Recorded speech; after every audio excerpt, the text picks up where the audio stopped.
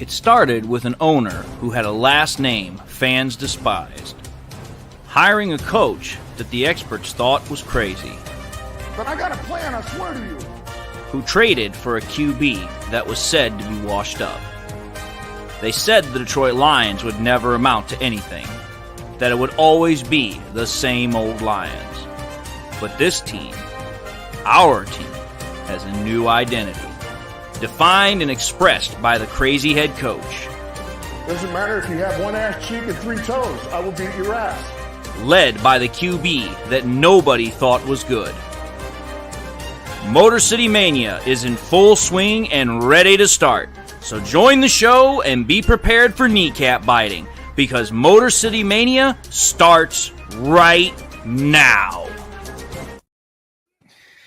Hello everyone, and welcome back to yet another episode of Motor City Mania. This would technically be our post-game reaction. I didn't want to do it Thursday night because it was way too freaking late for anybody to want to stay up past much longer, but we're going to be talking about the game, we're going to be talking about what we saw, and obviously, we're going to be talking about Jameson Williams coming back. So far with me, I've got Big West Kivenin. We're hopefully going to get some more people coming in later on. Don't know who, but we'll hopefully get some more in. How you doing, Wes? How's everything for you there in Canada? Everything's wonderful after a game like that, even though the refs tried to screw us in the third quarter and make it a little closer just to keep the national TV audience watching. I guess they had to make a few bad calls, or we'd have beat them by about 40. I was about to say, that is true. We were up by 24 going into the half, 27-3. So it was like, okay, Detroit came to play and Green Bay came to crap their pants. Exactly. Well, as always, we already know the script. We already know how this whole show is going to work. Obviously, any comments, we'll get to them as we can. But hopefully, like I said, we'll have some more people in here to participate. But let's take a look at the comments right now. Robin's Nest says, hashtag fuck the Packers, as always. Grit gives a nice blue heart with a lion emoji and football. Robin's Nest says, oh, look, Montgomery scored again. Montgomery had himself a day. Freaking 3 touchdowns, 121 yards rushing? Yeah, he's already matched the amount of touchdowns he got all last year with the Bears. Yep. If he keeps going on this pace, he might just break Barry Sanders and Jamal Williams' record. He's got a good chance. LDV Tennis pops in and says, hello. How's it going, LDV? James Vincent says, hey, James, if you still want to join the show, I will drop the link right now. The only reason why I didn't send it to you via Messenger is because Facebook has put me on a temporary ban because apparently I broke their guidelines, which I don't know how the hell I did that because it's the same shit I've been doing for the last 2 years, but c'est la vie. So I'll drop the link in the chat so that way you can join it. Robin's Nest says, when did they put a big G on Ford Field? That was hilarious in the fourth quarter there when all you could see was blue everywhere. And then the Packers put out on their Twitter page that, well, we try to keep it to our home fans as much as possible, but we also allow other fans to come in as well. And it's like when half of the fans in the stadium are Lions fans, that's a problem. Yeah, I think that a lot of the Packer fans are realizing their team's not so good and they're selling their tickets for a profit. And we're buying them up. Braylon Dennis says 3-1, baby. Absolutely. Through the first quarter of the season, we are 3-1 and the clear winners of the NFC North right now. James Vincent says Kings of the North. Absolutely. Robin's Nest says Bears only have 5 touchdowns this entire year. Think they miss him. He's talking about Montgomery. Yeah. Jamie Isla says, love your channel. Let's talk about Marvin Jones Jr. We will talk about him when we start getting to Jameson Williams. Don't you worry. He says, drop Jones like he drops passes. Wow. Let's show him a little respect. He was a Lion for a long time. He's more of a spiritual leader at this point in his career. Yeah, he's a mentor. Yeah, he's just there to help the coach out. Yeah, he's kind of like a veteran voice of experience. Yeah, he won't be active too many games the rest of the year, I don't think. No, he actually might get cut because now with JMO back, you're gonna have to I think somebody. They put Matt Nelson on IR, so they have an open spot now, so they won't have to cut anybody immediately. But we'll see what happens in coming weeks when other guys start coming back from IR. He may have to get let go. We'll see. I know they're not going to let Antoine Green go before him. So, and coming in is Jay Vincent. How's it going, Jay? Doing all right. All right, so currently this is what we got. Like I said, hopefully Dan Davis, hopefully Jeremy, and hopefully somebody else, Chris or whoever decides to pop their head in here before too long. Otherwise, you're going to miss out on all these topics. But without further ado, we're going to get into it. Lions Mania says, "What's up, David? Not much. We're about to start the show, so let's start." He just dropped another comment. Didn't know you were live. I'm live practically almost at the end of every week, at least if there's a game. The only time that might not happen is when we have our bye week. That might be the only time. And it was a little late Thursday night to go live. Yeah, it was. By the time the game was done, it was like 10:30 at night. So it was like on East Coast time, it was freaking almost midnight. Yeah, exactly. So I was not trying to keep people up way too late, especially seeing as how most of them still were going to have work the next morning. But all right, let's get into our first topic here. And as always, any part of the show will be devoted to the audience and or questions and comments. So we'll keep to that trend.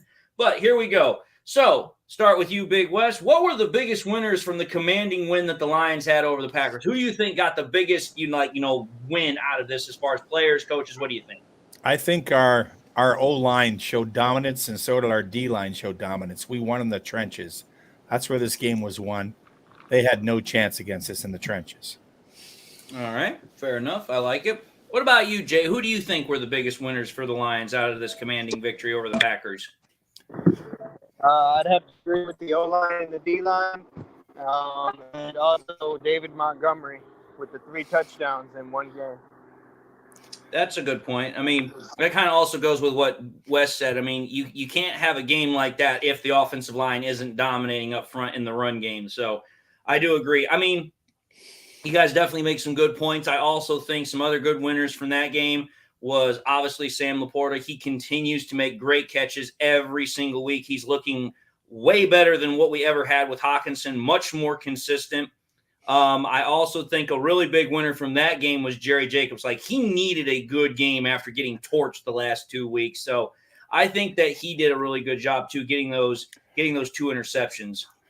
And the refs dropped another pass interference on him. Some of those are unfair. I think they're just good coverage that last game and that last pass interference they called on him. But yeah, that last one I really didn't think was pass interference. It was good coverage, but unfortunately, refs are now kind of getting to the point, like, if they just even see a slight tug or it looks really close, then all of a sudden they're just going to start calling pass interference, or they're going to say incidental contact or some other nonsense. Especially when one team is winning 27-3 and they feel sorry for the Packers.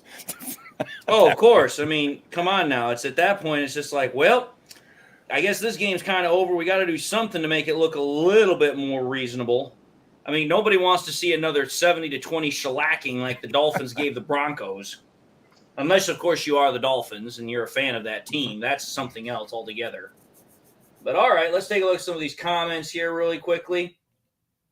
Grit says, Dan Campbell, he made a very clear statement. MCDC owns Green Bay. He's definitely one of them. Robbins Ness says that PI on Jerry Jacobs was bogus. That's true. Braylon Dennis says that his winners were Laporta and Branch, steals of the draft. I agree. Branch had a good game, not necessarily in terms of the stat column, but just the fact that he kept fighting through the injuries. Yeah. St. Brown quietly had a 100-yard game again, too. You don't even notice him anymore. You're just used to it. That's true. I mean, St. Brown, just like every single week, like he just plays really well. He doesn't step out like anymore. Like, if he were to have like a 3-touchdown game or a 150-yard game, then he might step out again. But it's like he's usually getting 100-yard games so much, like it's like, oh, well, that's just another blip on the radar.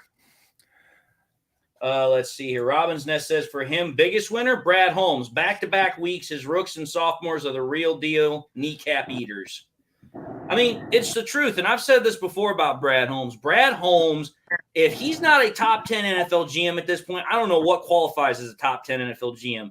He has literally, through the last 3 drafts, built this team from the ground up and completely transformed it from the absolute chaotic mess that Bob Quinn and Matt Patricia left us. I mean, for a GM to do that in 3 years, that's just pure mastery of your job. He's done pretty well in free agency, too, the last couple of years. Yeah, he's not really overextended himself in terms of paying on contracts. He's always gone out for good, high-quality players and not have to pay through the nose for it. He's never overpaid for anybody. He's very smart. Exactly. When you have to think about it, the most money that Brad Holmes has ever put out on any contract was this last year when he paid Cameron Sutton $33 million. That was the biggest contract he's paid. And $11 million a year is very reasonable for a number one corner. Exactly, especially for how good Cameron Sutton has been playing. I think his passer rating against quarterbacks is in the low 70s right now, which I'll take that any day of the week. So, all right, good way to start the show. Let's move into the next conversation. So, as always, winners. Now we're going to talk about losers. Jay, you'll be up first. So, were there any losers, in your opinion, from the win against the Packers? And if so, who were they?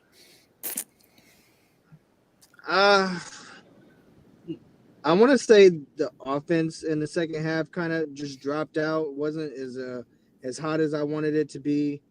I kind of wanted them to keep running up that score, keep lighting up that Packers defense. I kind of felt like they let off the gas a little bit. I don't know if that was coaching or if the players just kind of got tired or if they just kind of seen the score like we're up and just kind of wasn't hungry anymore. I mean, that's about it. I wouldn't really consider it a loss, just more of a problem that I think needs to get fixed just because, like, I don't want to see anybody come back and try and lose because then that'll bring the SOL fans right out the water or the woodward.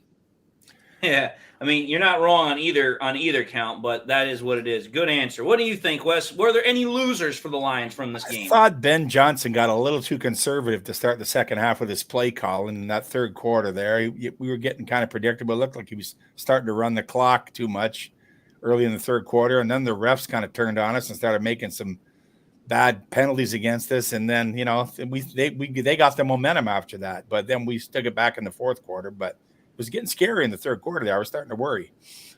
Yeah, I mean, again, to put this all in perspective, we were up by 24 points at the half, and then near the end of the third quarter, we were only up by 10. Yeah. And the only thing that saved that was freaking Quay Walker being a dumbass again.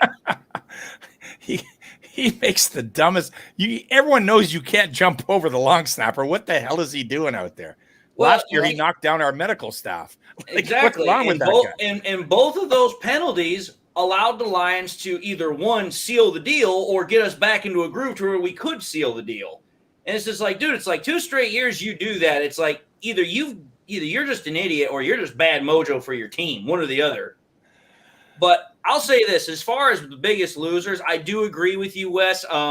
I wasn't too particularly thrilled with Ben Johnson's play calling. Like you said, he got very conservative. It seemed like at that point he was trying to protect the lead rather than keep the foot on the gas and extend the lead. And it's like, listen, the best way to win is to score, not trying to protect what you already have. Exactly. So that was one thing I didn't like. And then the other thing, again, I'm just going to keep saying it every week until we get to it. It's like Marvin Jones. It's like, I get it. He was a great player for us last year, but it's like, we need that veteran experience to kind of come out a little bit. And pretty much since, the Kansas City Chiefs, he's been an afterthought. Like, he got one pass thrown to him in the Packers game, and he dropped it again. And it's like, okay, I get it. Bad wide receivers are sometimes going to have bad games. But it's like, you should not be dropping passes like this. Goff throws a very catchable ball. It's not like he's throwing it 1,000,000 miles an hour. It's not like it's a duck or a wobbler. It's a very catchable pass, and yet you're dropping them like they're hot potatoes. So it's like, I'm kind of curious to figure out what's going on here. Sorry, I got a tickle in my throat. I also forgot about Jack Fox. His punts weren't as deep as they usually are. Yeah, he really shanked one of them. You're right, yeah. I don't know if it's because of his... He usually can kick that bad boy about 55, 60 yards, no problem. But all night, his punts were only going like 35, 40 yards. Yeah. And I was like, is it the fact that it's an open air stadium? Is there some wind resistance, or is he just not hitting the ball right? I'm like, I'm just curious what's going on with Jack Fox, because first 3 games, like, his punts are out of the world like they usually are. And it's not like he's not used to punting in open air stadiums. I mean, the first week of the season, we were at Kansas City. That's an open air stadium, and he was punting just fine then. So I don't know what was going on with Jack Fox on Thursday night, but his punts weren't normal where they usually were. But all right. Josh Reynolds really stepped up this game. He made a couple of beautiful diving catches. And that one-hander was over his nice. shoulder. That was a nice placement for the ball by Goff, too, on that play. That was beautiful. I actually checked out Next Gen Stats on that particular play you're talking about. They said that play only had a 37% probability chance of working. And there was literally 0.7 yards of separation between Reynolds and the wide receiver. So Goff put that ball exactly where only Reynolds could get it, and Reynolds made his best Chris Carter impersonation with that one. This will probably come later in the show, but do the Lions have to release somebody to bring Jameson onto the active roster? They don't because Matt Nelson got put on IR, so there's an opening. That's but it true. doesn't mean if somebody else comes off IR, maybe they will, but we'll see. We got 10 days. Yeah, well, actually 8 now. Yeah. And almost 7 because this day is almost over. But either way, we still got plenty of time. But all right, let's take a look at some of these comments here. Hector Gar says it's over with J-Mo back. Branch going to have more space. We'll get to that later, but I guarantee you, I definitely agree with you. Braylon Dennis says, re-sign Josh Reynolds by the offseason. I'm telling you this right now. If Goff continues to stay here, they're going to keep Josh Reynolds. Him and Reynolds have got a long-standing chemistry together. He might even still have a year left. Didn't he signed a 2 or 3 year deal? I forget when that was, last year or this year. I think it was last year when they signed that one. So he might be up for a new deal, maybe. I don't know. The third year might be optional. They might be able to keep him or cut him. I'm not sure if it was a 2 or 3 year deal. It was a 2-year deal. That much I do remember. Ezra Gray says, Will Harris beat again. Braylon Dennis says, loser is Will Harris. I'm going to be honest here. I mean, when Branch went out with that injury and I saw Will Harris come in, I was not happy because I'm like, oh, this is not going to end well. But surprisingly, Will Harris only got burnt one time, and that was all I needed to know, that Will Harris is still not that good of an option. But again, c'est la vie. The coaches like him. They want him around for some reasons. So we have to keep dealing with him. Robbins Ness says, loser, the ref crew that can't see 0-0 and blow the whistle at the same time. Yeah, the NFL has to fix that. I don't understand that. Every other sport, when the clock hits 0, they can replay it. They can look at it. Like there's a buzzer goes off in basketball and hockey. A big horn goes off. I mean, it's ridiculous that they can get to 0-0 and it's a judgment call. That's very fixable. The NFL has to fix that. That is true. Braylon Dennis says, agreed, Jay. Robbins Ness says, Will Harris stopped the throw and catch after the third quarter ended. I mean, again, the point of the matter is that regardless of when it was supposed to happen or not, they still called it. And it's a bullshit call. It should have never happened, but that's a 44-yard gain right there that allowed the Packers offense to go and score a touchdown to get it down from, 17-10 at that point, and brought the Packers right back into the game. Yeah, so I'm not saying it's his fault, but still, the play was happened. You got to go out there and perform. Wow. Will Harris will be back to special teams by next game, I think, anyways. When we get Mosley back and probably get Kirby back, Will Harris will be back where he belongs on special teams. You won't have to worry about it. Yep. Braylon Dennis says, losers, the refs and Will Harris. Okay. LDV Tennis says, Dalton Kincaid, 11 of 12, 72 yards. Laporta, 22 of 27 for 242 yards.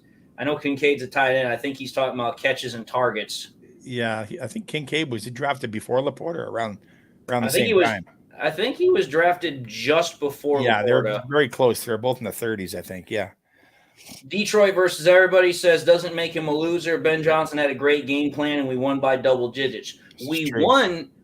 You are correct. We did win, and we won a pretty convincing lead. But again, the conservative approach in the second half was not good because it kind of allowed the Packers to get back in the game. Yeah, and get some momentum, and the ref helped him along there too. But yeah, there was exactly he'd to come out attacking like he did in the first half. The game could have been over by then. Yeah, because if you keep scoring touchdowns, at that point you can protect the lead at the same time. There's nothing wrong with still being aggressive. This is the NFL. These are big boys. They know what it means to play. Again, there is no mercy rule in the NFL. I love that reverse to Khalif in the first half. That was sensational. That was a nice 40-yard play right Gibbs there. flicks it to him, and he comes around the other way 40 yards before anybody touched him. Can you imagine having Gibbs, Khalif, and J-Mo on the same field? And Amon-Ra runs reverses too. They have so many guys that can run on a sweep like that. It's incredible. Exactly. The defense won't know who has the damn ball. Robbins Ness says, Quay Walker, Lion at heart. Amen. Detroit versus everybody. Will Harris wasn't a loser on that day. Played decent. Okay, yeah, he's a backup. I mean, he did all right. I'd hate to see him start, but exactly. Only time I want to see Will Harris on the field is if we got no other options. That's the only time I want to see him. He's a special teamer. Grit says Marvin Jones Jr. Apparently arthritis is creeping in. Dude can't catch a cold in ER in January. I mean, you're not wrong right now. I think he needs to spend some time on the jugs machine with Amon-Ra.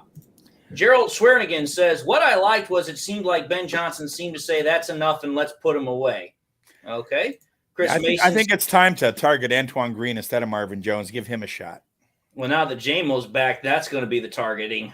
Yeah. Chris Mason says, cut Marvin. Jamie Eslis says, you say spirit leader. I'll take Calvin Johnson as my leader. That would be a nice one. Braylon Dennis says, I'm sold on Josh Reynolds being the number 2 receiver. With Jamo back in the lineup, he'll be the number 3 guy because Jamo's obviously going to be number 2 to St. Brown's number 1. Don't forget Khalif. Khalif's still good too, man. He gets Khalif's great. Like, don't get me wrong, Khalif's a great option. I mean, last 2 years, he's had over 600 yards receiving, and he's still doing pretty well for us. If he wasn't 5'8", he'd be a star. I mean, if he was 6 feet tall, the guy'd be a superstar. He's just so little; he's hard to hit. You got to throw. Little guys are hard to keep track of. Yeah, and he's got a short reach. You got to make a perfect pass to him. He's so little. Yep. Detroit versus everyone says Marvin's worst year with us, hasn't put in no work on the field. Hopefully he can turn around and be useful. Great to have depth for sure. Oh, absolutely. It's nice to have depth. But this game's hard to play when you're 34. It gets harder every year. And this is true. Ezra Gray says Ben Johnson can open the whole playbook. Now we got that deep treat back in Jamo. This is true. Absolutely. Jamie Guerrero says golf extending the play to Sam Laporta, avoiding the sack. That was elite. That was a nice play. That was nice. Goff did a lot of things in that game that normally we've seen in the past that people wanted to criticize he couldn't do. He extended plays. He ran for it. He was making good decisions. Did exactly what a lot of people said that he couldn't do that he did do. Oh, joining the show, we have got Chris. How's it going, buddy? Man, it's going pretty good. Pretty good. Good to hear. We're just in the middle of looking at some comments here. LDV Tennis says Laporta yards per route run, 2.3 yards, only tied in the 2s. That's nice. Jay, I don't know. I'm just going to say Josh Reynolds is the last year of his deal. Okay, so that is true. We weren't sure about that. I thought he had one. They'll re-sign him. They probably will. Lyle Scholl says against the Falcons to fall flat in the third quarter. Chris Mason does agree with Will Harris about being special teams. Silence says Marvin is simply a waste of space. Drew Schuenbach says hopefully Jamo has been practicing his catching and route running. Well, he has to. The team made stipulations that while he was away, he still had to practice. He still had to work on stuff. And plus, on top of that, I guarantee you he's been rehabbing that hamstring injury he sustained in the last couple of weeks of preseason. So I guarantee you he'll be ready. Yeah, he's 100%, I'm sure. It's just a matter of getting the timing down with Goff. Yep. Oh, yeah. Ezra Gray says, oh, go ahead, Chris. Yeah, I was about to say, I heard in the article that he coming back stronger than ever, so I guess he rehabbed it as much as he could. So that's definitely good on us. Well, he's had a month. He should be healthy. Oh, absolutely. I mean, all he did was pull it. Ezra Gray says, Jamo, Gibbs, and Khalif on the field going to look like Miami. You ain't wrong. They're all quick.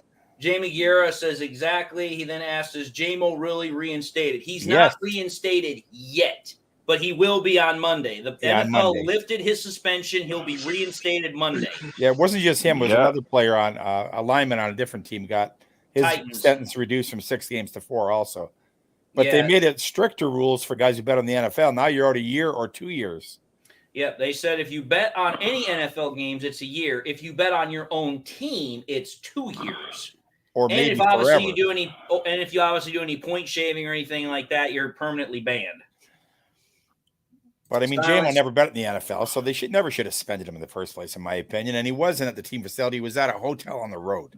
Yeah, but again, that's why I've said and it was a college game he bet on. That's a ticky-tack rule bullshit. I know, but it is what it is. Half the players didn't understand it. I know, but at least the NFL admitted they were wrong and they reduced it. That was good for them. Good on them. And they recognized that they screwed up because a lot of players said that they didn't understand the rule. It wasn't properly explained, which is why I think the NFL and the NFLPA decided, okay, we need to revise the rule. We need to make it more easily understandable as far as what the punishments are and what the stipulations who would think that a team hotel on the road is a team facility?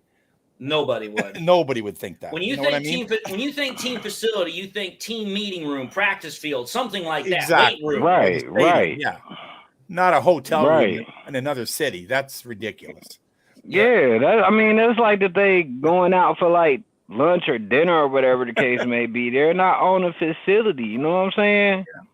Well, if he'd have stepped outside of the hotel, then he's not on the team facility. That's so stupid. Like, I mean, come on. Yep. But here's the thing. That was then. This is now. He's going to be reinstated. We can put the whole thing to bed. Yeah. So I'm not going to worry about that. Silent says Reynolds will re-sign when Goff gets extended. We're actually going to talk about that later today. So we'll get to that later. Melanik, I hope I don't know how to pronounce your name, so I'm not going to try and offend you. He says Laporta is a serious man coverage beater, and he says also that Brian Branch high ankle sprain. Probably, and the thing is that since Branch was able to come back out and play on it, the fact that he's going to have an extra 7 days to work it back in there, I think he'll be fine. They might take him a little bit easier next week, but he should be fine, especially with Kirby Joseph back. And Emmanuel Mosley, too, probably. He should be back by next game. Dan DeNutt says, what's up, guys? Not much. Detroit versus everyone says, man, I hope Branch is good in a week or two. We need him on the field. Again, I think he will. I think as tough as he is, he'll be back out on the field next week. His ankle's probably going to be a little ginger. They're probably going to tape it up really good, but he'll play. It doesn't look like it was that bad, and didn't seem like Dan Campbell was really all that worried about it either. Grit says it's stupid, but the rule does specify team hotels. Either way, it's still stupid. But I'm not going to stay on that anymore. We're going to talk about JMO plenty later on in the week. Menelik says when Mosley comes back, will we bench Jerry? That's a good question. That's going to be a battle, I think. I don't think they're going to bench him. I think what they're going to probably do is rotate reps to see who's the better option until they get a better field. It'll be a competition. Whoever plays better keeps the job. Yep. Right. I mean, right. That's Jerry what I was thinking. Jerry had himself a great week this week, getting 2 interceptions, and he's got a bit of a head start on Mosley because Mosley hasn't played in a long time. He's still coming back from the ACL tear, but there is a reason why the Lions signed him to a 1-year, $4.5 million contract. They want him to play, so we'll see what happens. Dan DeNutt says Goff may want to do a year-to-year team-friendly contracts to allow more of the team to be re-signed. No quarterback does that. If you're going to sign a contract, you're going to sign a 4 or 5-year deal and probably try and spread the cap hit out. Yep. And the Mosley and Jacobs thing, that's a good problem to have when you have too many good cornerbacks. Exactly. All right. We still ain't seen Stephen Gilmore yet. Yeah, exactly. Yeah, I would love to see him, but we haven't seen him yet. Let's move into our next topic right now. And so, Wes, you'll be up first. Here we go. Lions have long been waiting for the moment when they can say they are better than the Packers. Was the Lions' win over Green Bay a turning point in the NFC North? What do you think? Absolutely. I think this division is ours to lose now, and I don't see the Packers beating us for a long time. It's going to be back in the early 80s again. We're going to start sweeping them every year. That's a good point. I like it. Chris, what do you think? Do you think that the Lions' win over the Packers was a turning point for the North? Yep, I agree with Wes 110,000% because I mean this is the time to turn it around. We swept them like maybe I think a couple of years back just to kind of hey, we come in once we get right, and then last year we swept them when they thought that they was because they thought that they had us in the bag, but even with Karen Rodgers they couldn't get us, so we sweeping them this year and probably maybe 3-4 more years, probably even 10. Who knows? Yeah. On Thanksgiving, that'll be 5 in a row. 5. And I want that turkey leg. I want that turkey leg. We ain't had that turkey leg in a minute. That's it. The cheese gone bad. The cheese gone bad. As I say, we haven't won on Thanksgiving in a long time. It'd be nice to actually win on Thanksgiving. We came close last year versus the Bills, but close only counts in horseshoes and hand grenades. That's true. And farts, too. Absolutely.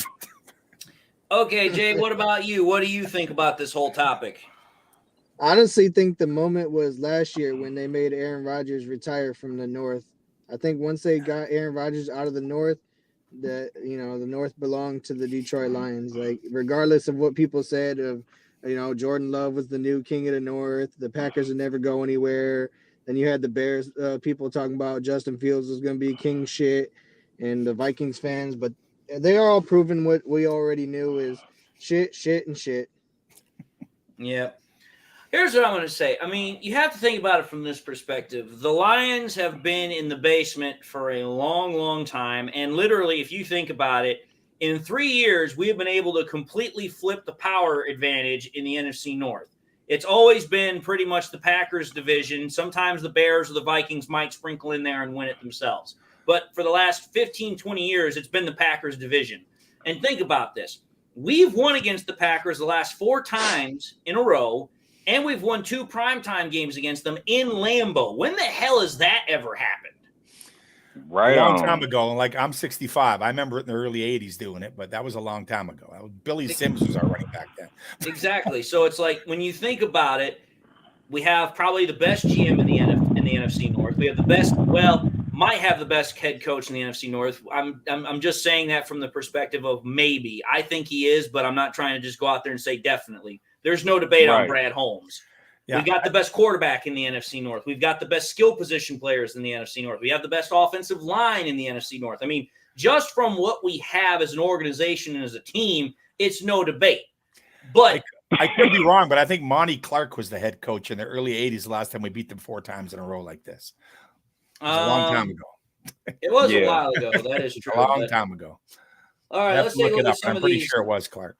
Let's take a look at some of these comments here really quickly.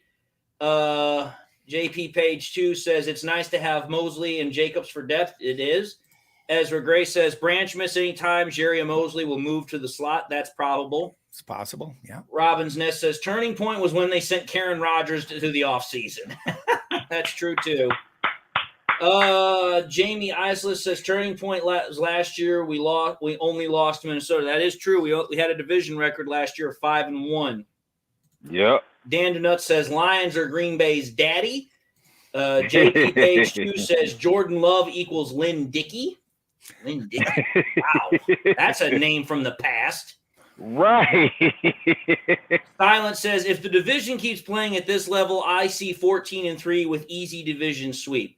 I mean, I'll say this. When I was talking about my early season predictions, I thought the most the Lions could win was maybe 11 or 12 games. But it's like, listen, looking at the remaining opponents that the Lions have, there's only 3 other teams that kind of worry me.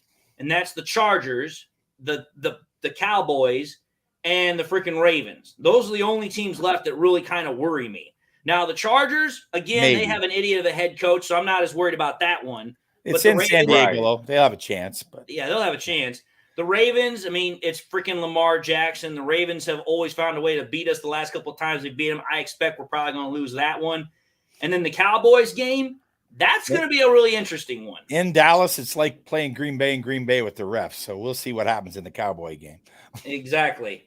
We'll see if, plus on top of that, it's like, the Cowboys, I've said this before, I'll say it again. If you take a look at the NFC North supremacy rankings, the Eagles and 49ers are the top 2 teams in the NFC.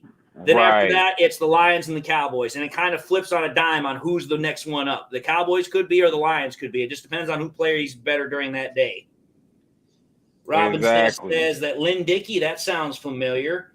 Troy Schoenbeck says, amen on Gilmore. He wants to be better than his brother. He's got a lot of work to do that for. Chris Mason says, Goff got to get on the field first. Yeah, that's true.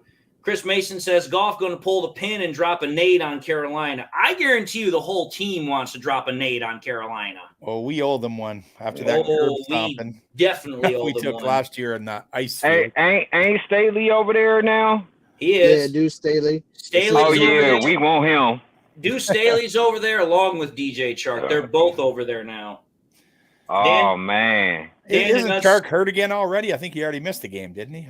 He's missed several games because of a pulled hamstring. Yeah. Same old story with him.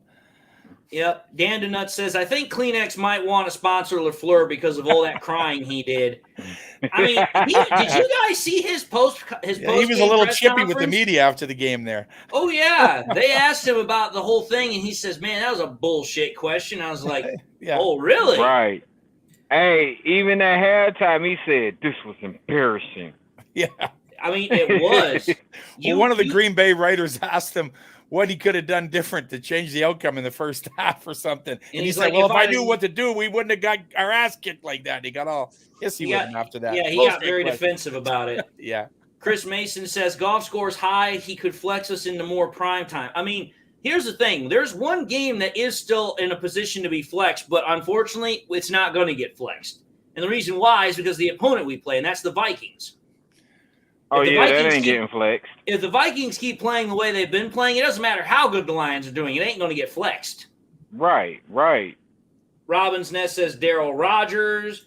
Grit says our backup is easily the third best QB in the division. Yeah, I remember Darryl Rogers. I mean, if you think about it, Goff's QB1, Cousins QB2, and then, yeah, you could kind of do a toss-up between Jordan Love and Teddy Bridgewater. You kind of could have. Drew Schoenbeck says Minnesota seems better than their record. Okay, their offense is better than their record, but their defense is ass. Sucks. Their defense can't stop a Colton winner. Right. Jason says, why do you guys think Gibbs isn't getting touches? I think I'm going to tell you why I think that he isn't getting touches. I think that the Lions are scared that if they give him a heavier workload, he's going to turn into a Swift. That's what I think they're afraid of. I was about to say, I think it's the so-called running back curse that they say is in Detroit. Because every top running back that they've drafted in the last years, from going all the way back to like Kevin Smith and stuff, and they gave him that heavy workload, injured, and they never were the same. Like they said, Carry-On was supposed to be better than Dalvin Cook, and that wasn't true. Well, yeah, and I think all y'all right, and I think that Dan Campbell County. I'm okay with him getting 9 or 10 touches a game. Work him in slow. He's a rookie. Yeah, Montgomery's doing a great job. I was about to say, it's like, listen, I mean, obviously we want to see Gibbs get touches. We drafted him number 12 overall, but it's like, listen, it's like when you got Montgomery and he goes out and gets 120 yards in a game, 3 touchdowns, there's no need to bust the kid out early. It's like, listen, work him in. Let's get him into that whole thing. Trust me, I would love to see it if Gibbs could go out there and freaking catch passes and take him to the house and bust one open for 60, 70 yards. I would love nothing better, but it's like, listen, having that dual threat capability keeps defenses honest. If you just have Montgomery back there, it's a little bit easier to key off on. Once we have JMO downfield as a deep threat, that'll open up the short passes to people like Gibbs a lot more. Oh, immensely. And we'll talk about that later too. JP Page 2 says, I'm old too. I remember when PAK. Yeah, before Favre, the Packers sucked. Packers sucked for like 20 years back in the 70s and 80s. Yeah, the only thing that got them out of it was when they got Favre. Exactly. But Grit then they says had 30 years of good quarterbacks in a row. Yep. Kind of like us with kickers. Yeah. Grit says the only team I'm worried about is the Zebras. We got to win by 2 scores every week. Well, that's not always true. We did beat Kansas City by 1. Let's see here. Chris Mason says drops deuce on Staley. that's a funny one. Your Davy Legs something says I manhandled a Green Bay female. I don't know if I want to hear that. That's kind of a felony. Did you guys see the picture where a Green Bay Packers fan poured beer on Amon-Ra? Oh yeah, I saw the video clip of that when he jumped into the stands. You know what? They pay $10 for a stadium beer. Why would you pour it out like that? You're an idiot. That's true. That's very true. Okay, here. Lyle Shaw says the Packers have been riding high too long. About timelines or someone else brought them down a bit. You are correct. Braylon Dennis says Vikings are hot manure. True. Ezra Gray says 40 burger on Carolina. You heard it here first. I mean, it's possible. Whenever we play at home, we play immensely well. I want to see us curb stomp them. Oh, I do too. And I think the Lions want to curb stomp them too. JP Page 2 says Monty is a beast. Let him pound the ball and eat the clock. Absolutely. Drago says he should be featured. Gibbs along with Jameson. Here's the thing, folks. Let's just put this in perspective. With all of the speed that you've now got on that offense, it's going to be hard to try and contain it. You can't. You can't contain Raymond, Gibbs, and freaking J-Mo all at once. You just can't. Somebody is going to get open. J Mommy says Gibbs will get his. The Lions have to figure out how many different ways to use him. This is true. When you've got a new weapon like that, you've got to figure out how best to use him. Grit says Gibbs needs to get the touchdown monkey off his back. He's getting happy feet when he sees the shot. After he gets the first, the floodgates will open. Yeah, it's kind of like, when you ride a bike. It's like once you learn to ride a bike, you never forget how to do it. JP Page 2 says Majowski was the start of the Pack's rise to greatness. He was just before Favre. The Magic Man. Yeah, I remember him. He also was a part of the Lions for a little bit, too. Yeah, he used to throw a lot of picks, too. He was a decent quarterback. He was average. Dan Denut says, I like whoever said Monty got on his knees and thanked the Lord for trading him from Chicago to Detroit after that second touchdown. Well, we didn't trade for him. We signed him in free agency. That's true. Actually, Monty had never beaten Green Bay before that. He lost 6 times in a row with the Bears. Let that tell you how terrible the Bears franchise is. Yeah. Braylon Dennis says, golf statistically does better at home anyway. This is true. Drago says Gibbs' touchdown will be pandemonium. Oh, I guarantee you. It was pandemonium when J-Mo scored his one last year. Everyone went nuts. Jay Mommy says the Lions have won 6 out of their last 7 on the road. Road Warriors. The only time we lost was, coincidentally, against the Panthers. Yeah. But anyway, enough of this topic. Let's move into the next one, which we've kind of skirted around a little bit. Jay, you'll be up first, so here we go. Let me take that comment off really quickly here so everyone can read it. The Lions have now won 4 straight games against the Packers with 2 in Lambeau for primetime. Is it safe to say the Lions are now the new owners of the NFC North? Absolutely. Who's going first, Jay? Go ahead. Yeah, it was supposed to be me. I'm sorry. I was just sitting here thinking like we've been talking about it, but yeah, like I mean, Kings of the North, that's what Detroit is. Like, I feel like shirts should be made, hats should be made, everything should be made. Like, big ass banner, Kings of the North. Like, none of our rivals can tell us that we're no longer kings of we don't not own the North. Like, Green Bay, they were the only ones that had a shot to keep us out of there, and we just proved them fucking wrong. All right, fair enough. What do you think, Wes? Do you think the Lions are the new Kings of the North? Actually, Minnesota was king last year, remember? They won the North, but yeah, Green Bay finished behind us last I recall. Yeah. I feel like Minnesota was a fluke. That's true. They won, 10 games by less than 1 score. I mean, that'll never happen again. That was a fluke. They still, and also on top of that, they finished the year with a -3 point differential with a 13-win record. Like, how the hell do you do that? This doesn't even seem possible, but they did it somehow. I'm calling it now. If they keep Kirk Cousins, Justin Jefferson will leave Minnesota. I don't think. Here's the thing, though. The Vikings, the problem isn't the offense. Say what you will about Kirk Cousins. Kirk Cousins is a great regular season statistical quarterback. He is. The problem with Kirk Cousins is 2 things. He can't win in primetime, and he can't win in the playoffs. Otherwise, you're great. Now, if you want to potentially do more, then yeah, you need to move off of Cousins because you're paying $35-40 million for a quarterback that can get you to the show, but when you get to the show, he craps his pants. And Minnesota just lost too many guys on defense in the offseason. Their defense is pitiful this year. And they can't use – and here's the thing. They need to rebuild that defense first and foremost because here's the funny part about this. You want to know what defense has the highest blitz percentage out of any defense in the NFL? It's the Vikings. And why do you blitz? Is because you're trying to get pressure on opposing teams because you can't do it any other way, which means your defense is so young and inexperienced that you can't do anything else but blitz.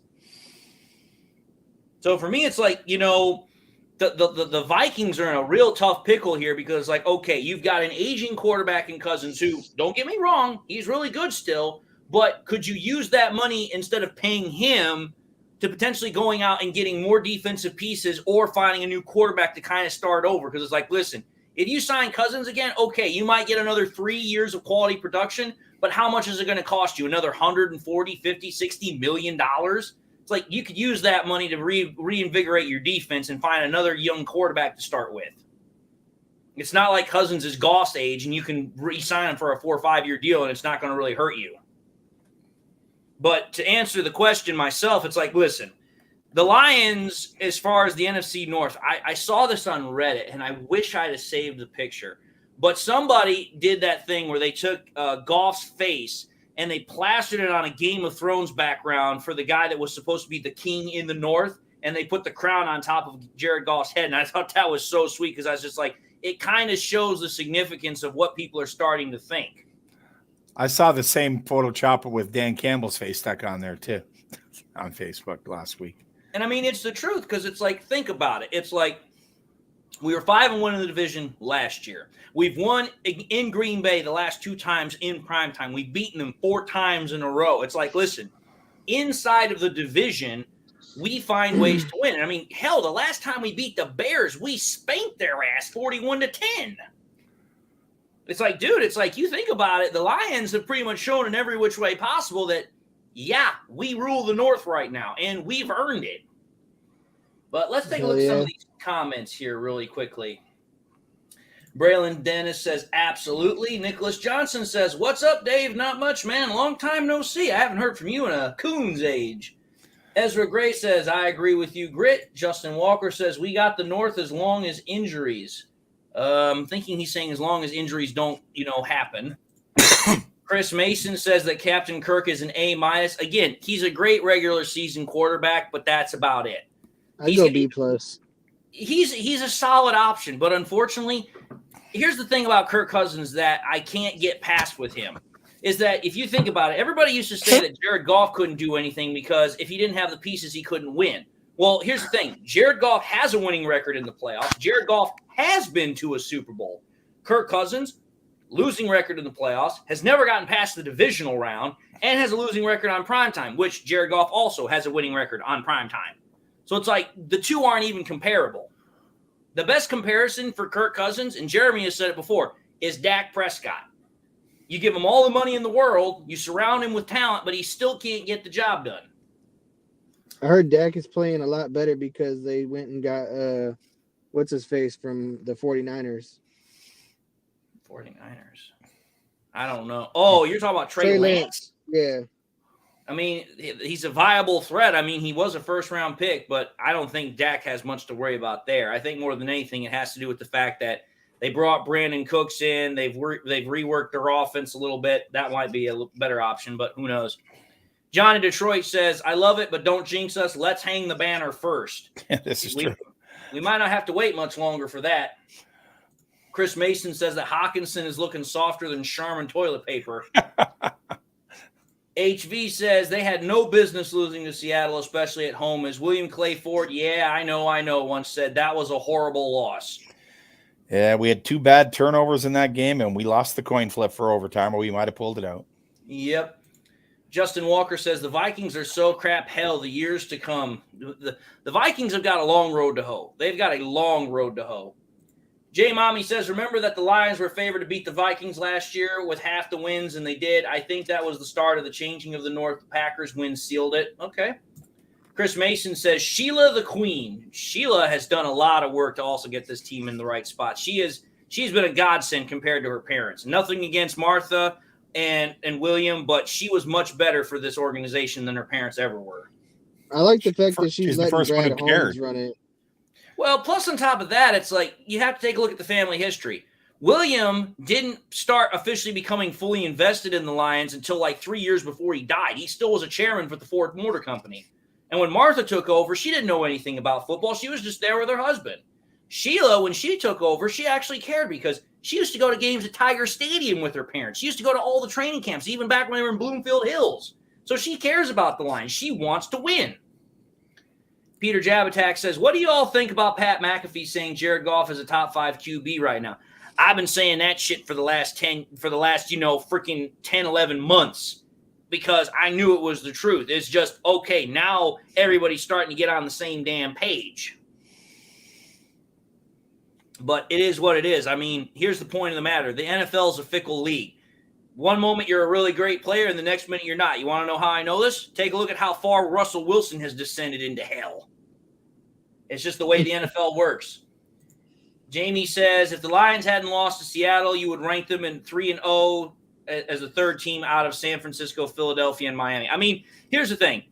I mean, the Lions are a good team. They are a really good team, even with the loss to Seattle, because, again, that loss was an anomaly. That shouldn't have happened, and everyone said it shouldn't have happened. But, again, you can't cry over spilled milk. Justin Walker says, I really think this team is better than the 2014 team with some backups and not in cap help. Well, think about it. That 2014 team was literally, what was it, 65% of the cap was tied up in 3 players, Megatron, Sue, and Stafford. Yeah. You can't sustain a team that way. We have a lot more depth on this team than that team ever did. We had like seven starters out last game, and we won easily. Exactly. That would not have happened even with the 2014 team. Not a chance. J Mommy says the so-called experts had Cousins and Fields above Goff. What do they? Yeah. Chris Mason says Fat McAfee is riding the bandwagon. He has put on a lot of weight, but I mean, when you're no longer playing anymore, it kind of happens.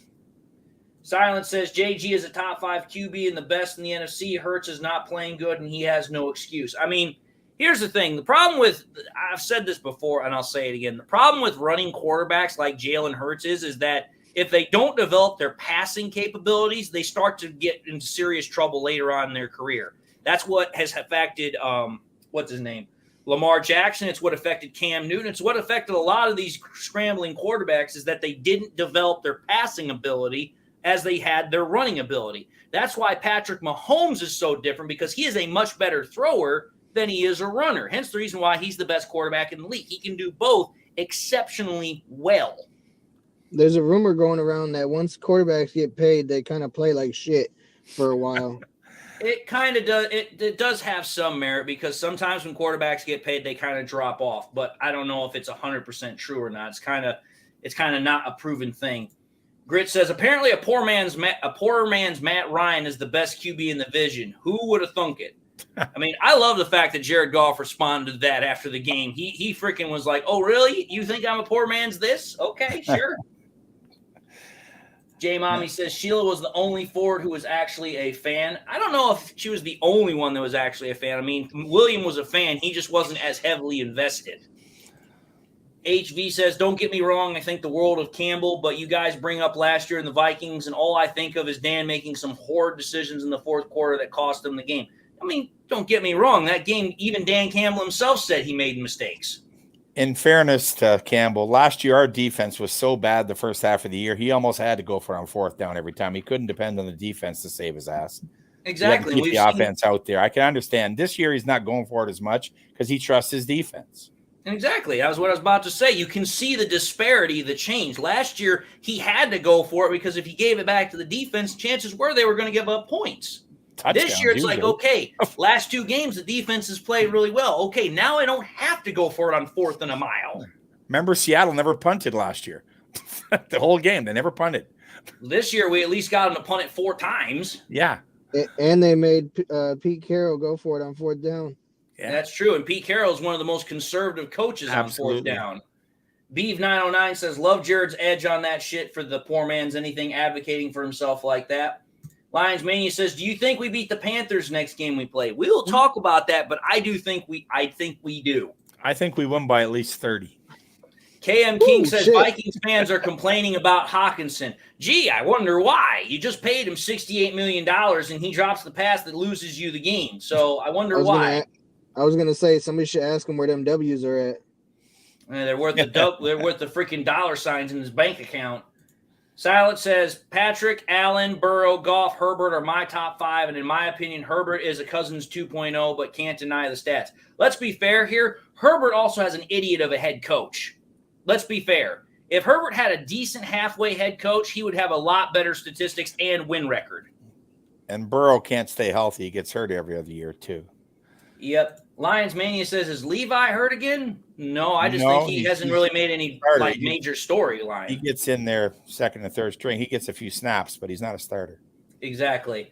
Chris Mason said, who said that? Fitzpatrick? Yeah, that is correct. Yeah. Fitzpatrick was the one that called Goff a poor man's Matt Ryan. What does that make Matt Ryan? I mean, what does that make Fitzgerald? A poor man's I don't even know who to say there. I mean, Fitzmagic definitely had some moments, but there was a reason why he was a journeyman. Yeah. He never got good until 35. Jay Mommy says Goff finished last year as a 6th best. I mean, if you take a look at the statistics, even into this year, Goff has produced at a top 10 level for almost a year and a half now. I mean, you can't deny that. Ezra Gray says top 5 right now, Mahomes, Tua, Hurts, Allen, Goff. I mean, I can respect that. I mean, Tua's playing his ass off, but the biggest thing I have with him is when that next big hit comes, is he going to get back up? Tua's only up there because they put 70 up on the fucking Denver Broncos. Yeah. Yeah, that's true too. LEV Tennis says Fitzpatrick is a poor man's Mac Bulger. And then Jacob Zarznak says Ryan Fitzpatrick is a poor man's Scott Mitchell.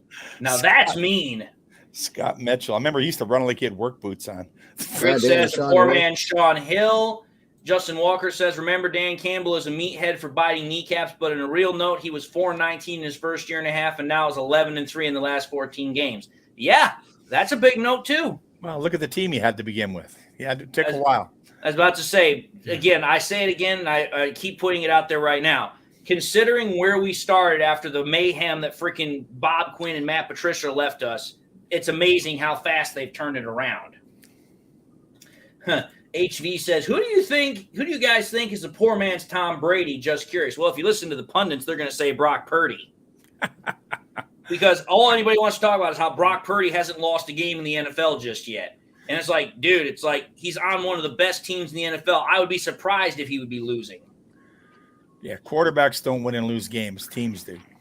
Exactly. Everybody looks at wins like they're a quarterback-driven stat. No, it's a team-driven stat. Quarterbacks have a big important part of that stat, but they're not the only reason.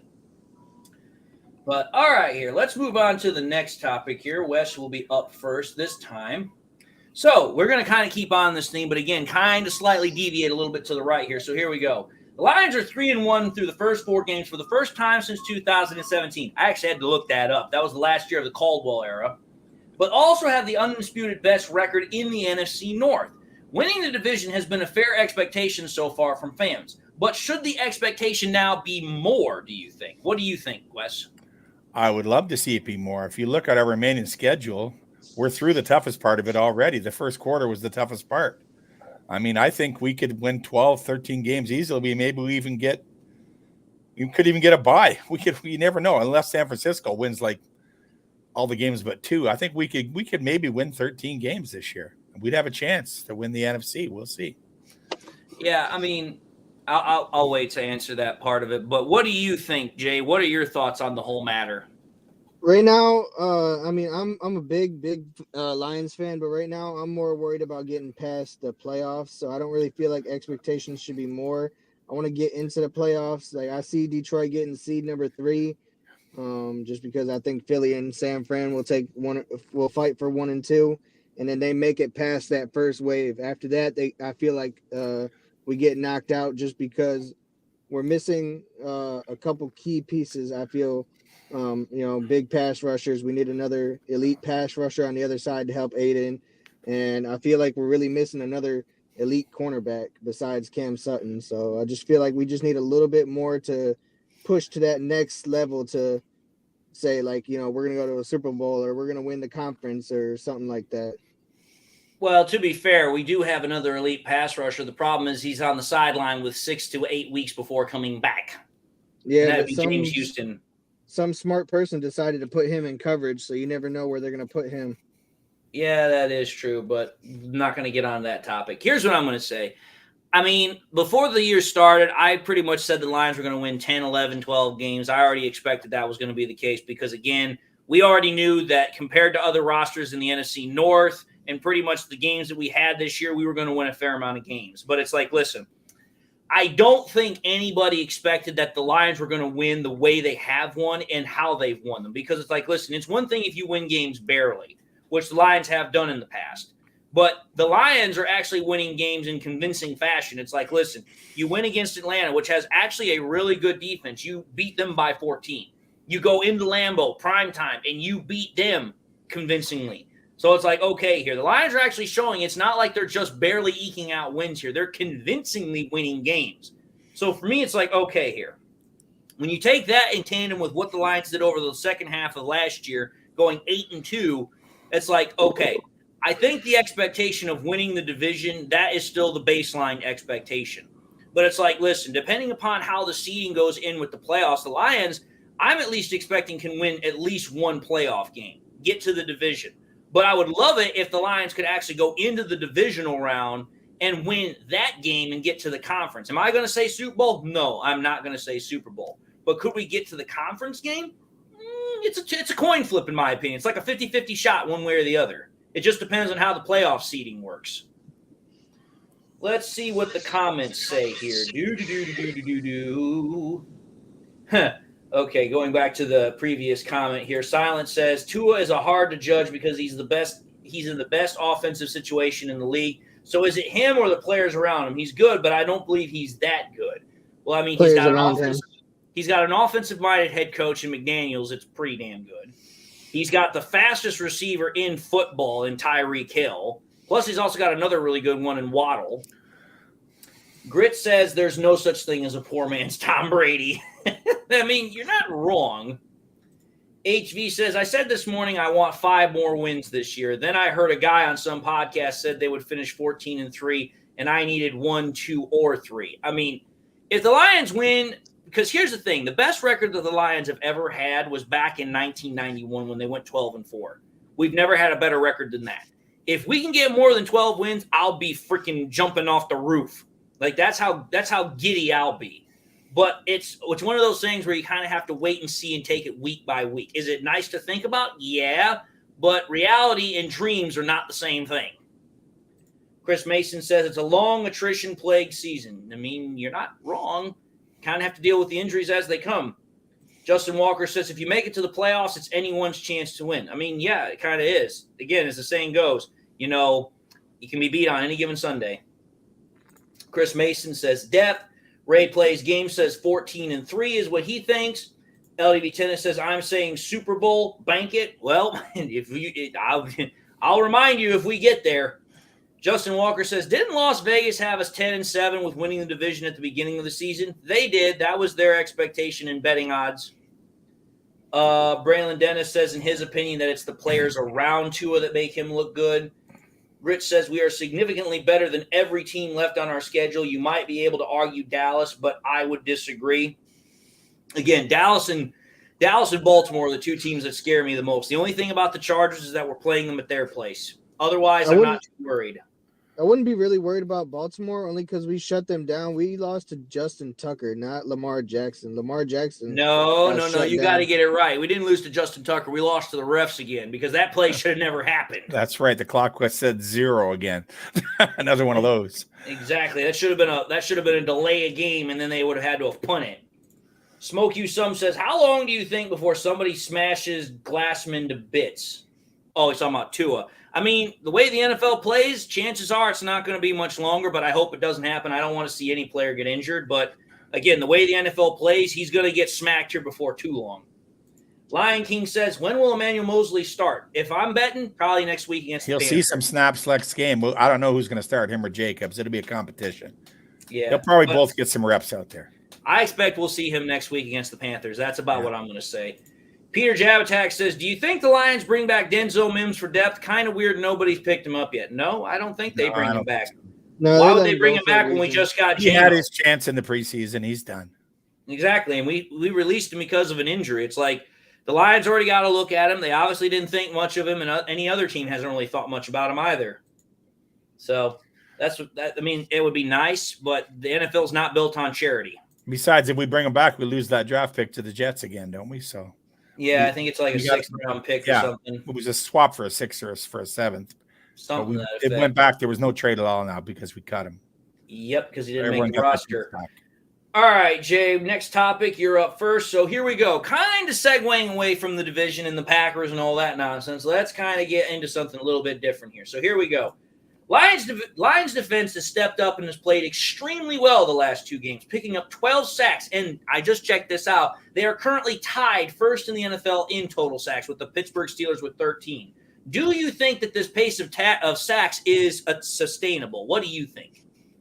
I think if AG keeps being the way he's been these last 2 games, it's definitely sustainable. But we don't know with AG just because he's shown us he's been here, week by week, but then he could disappear for 2-3 weeks and then come back. So right now, I just feel like we got to see what AG is going to do. Like, I just really need to see what he's going to do. All right, fair point. What do you think, Wes? Do you think this sack pace that we're on is sustainable? It is sustainable in my opinion because we haven't been blitzing a lot to do it. We've been mostly sending 4 guys and just stunting a lot. and different guys are getting the sacks. It isn't all one guy. It's spread out. We're using 6 or 7 different guys to get the sacks. I think it is sustainable. Well, to your point, Wes, the Lions currently are one of the least blitzing teams in the NFL. You want to know where they rank right now in the NFL in terms of blitz percentage? 31st. They are one spot above the last team, and you want to know who that is? It's the Bears. But yet, the Lions are tied first in the NFL with most sacks, and the reason why is because they're able to get pressure on the quarterback without having to blitz. So, I mean, here's the way I look at it. If you're able to continue to get sacks like what you've been doing, and let's be fair here, I've watched the game film. It's not like AG is freaking bringing 5 and 6 guys all that often. It's normally a 4-down stunt lineman. That's what they go with, and they might do something weird or crazy from there. So normally what it is you got 4 guys, and they're just making great efforts and making great moves inside, outside, whatever it is they're doing. If those guys up front can do that, whether it's Hutchinson, whether it's Kaminsky, whether it's Campbell, whether it's freaking Okwara or whoever else they got up there, then we're going to be fine.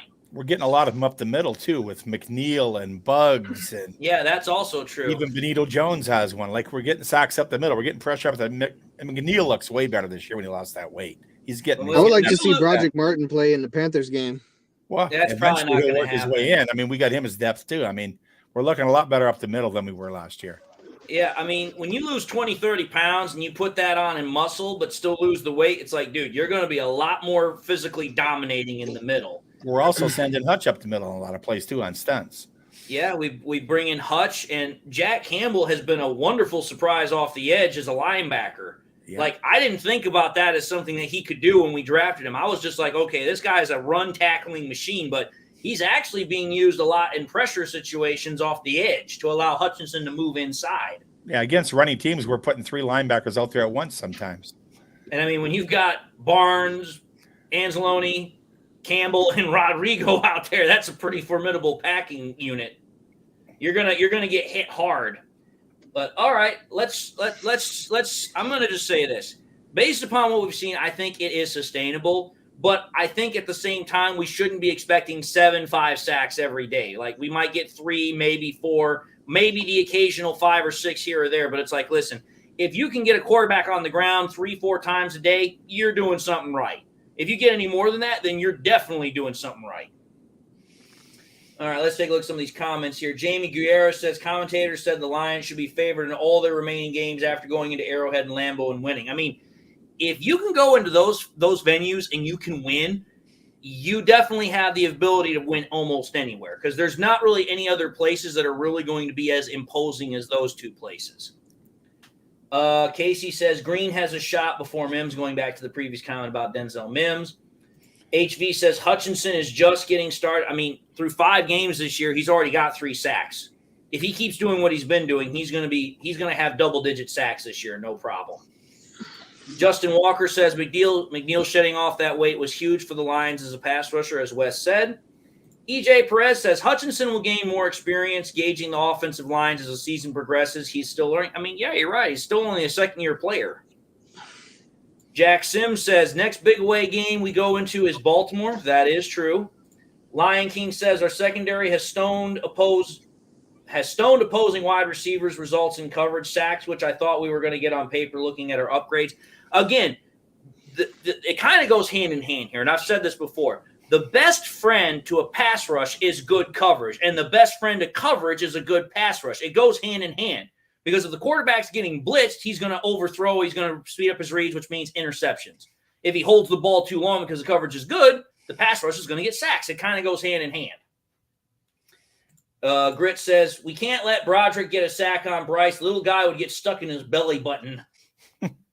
I mean, you're not wrong. Do you guys still remember that picture back in training camp where it literally showed Bryce behind the offensive line? He was like a clear foot shorter than all of them. Like, I was just like, dude, how do you even see over that nonsense? Braylon Dennis says Hutchinson currently tied 6th in sacks, and that's, again, considering the fact that we are tied 1st in overall sacks. Robbins Ness says, how's about Bugs showing up and eating love? I mean, I think Bugs has something to prove because of the fact he was a healthy scratch those first 2 weeks. He wanted to prove that he actually could play. J Mommy says, isn't Young out for the next game? No, actually, he's in. He actually was a full participant in practice yesterday, so he's actually most likely going to play. Ezra Gray says, keeping those DTs rotating, they push in the pocket when fresh. And that's one of the best things about our defensive line is it has so much depth. You can rotate, which means they're constantly fresh going up against a tired offensive line. So good comments, everybody. Really good comments. All right. So with that being said, we're back to West first. And here we go.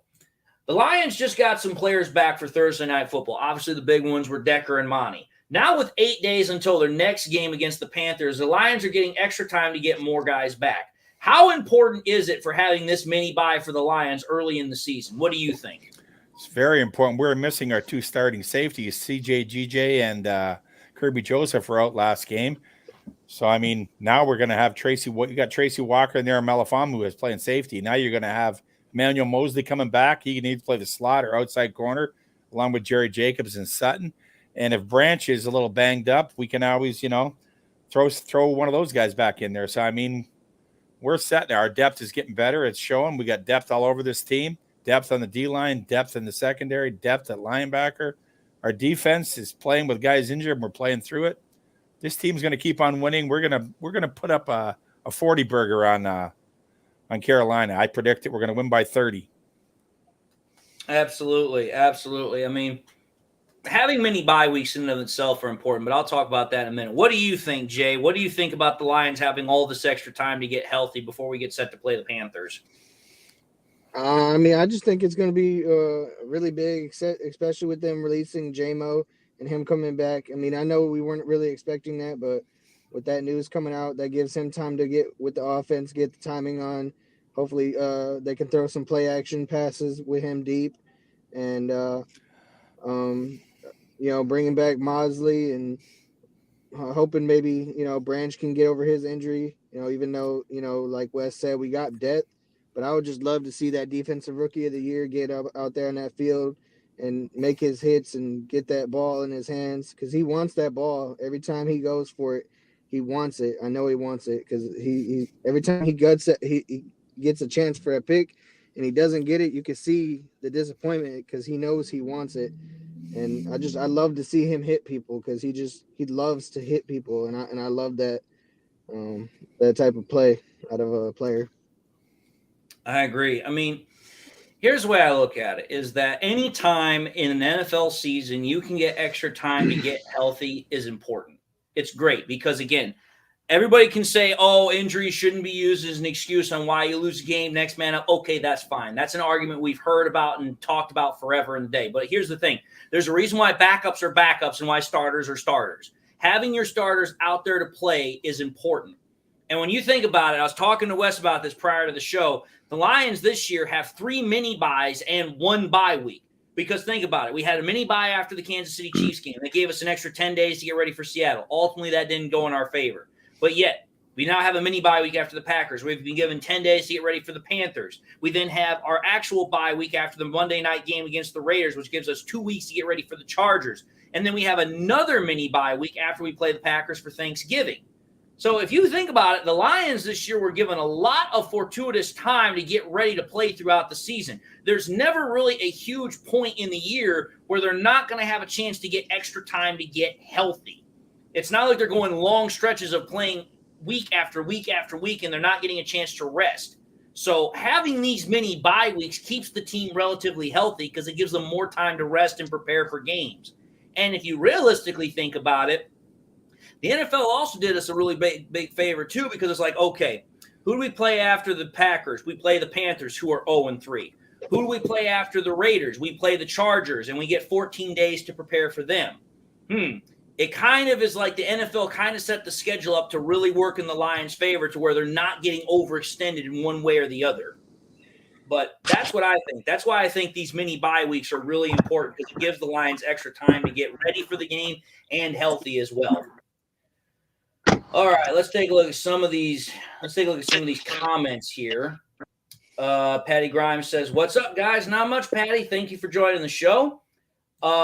Chris Mason says, "Why the heck was Bugs out those first couple of games? We don't know. We just know that he was. They didn't say why he was out." But whatever it was, apparently it gave him a motivation to play. Patty Grimes says, J-Mo back, and I had him on my fantasy team. I just put in a waiver claim to get him. We'll see if I can, though. Jason says, yeah, we're going to stomp the Panthers, LOL. Patty Grimes says, I want revenge for last year's Carolina game. We all want revenge. So do the Lions. Exactly. Justin Walker says, Walker coming back a year later after an injury like that and playing well. Campbell is showing his impact on these nobodies or overdrafted players we have. Excuse me. EJ Perez says, anytime you get many buys, it's no matter when in the season after a short week, a win is a big benefit. Absolutely. Oh, wow. GTA Pringle thinks the Lions go 15-2.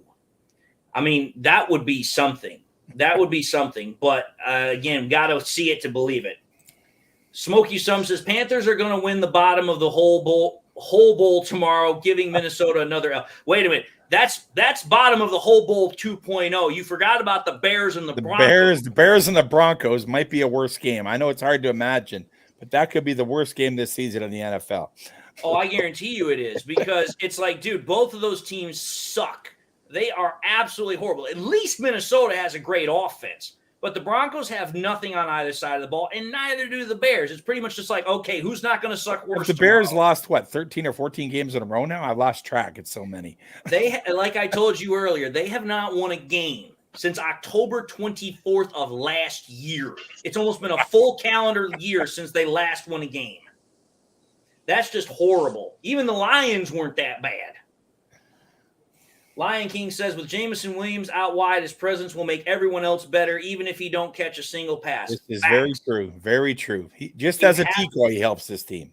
You have to respect his speed. Otherwise, he's going to burn you. We've seen Goff get a lot better with deep ball passing, and he's getting balls out to everybody. Raymond, St. Brown, Reynolds, it don't matter. Hell, even Sam Laporta. HV says, Lions should be hard set on paying back the Panthers for that lame loss late last season. We're going to talk about that later, but I'm telling you this. They have got revenge on their minds. I guarantee you at Allen Park right now, that's all they're thinking about. Jamie Guerrero says, I wonder what Ben Johnson has lined up in that playbook for Jameson Williams. That boy is fast.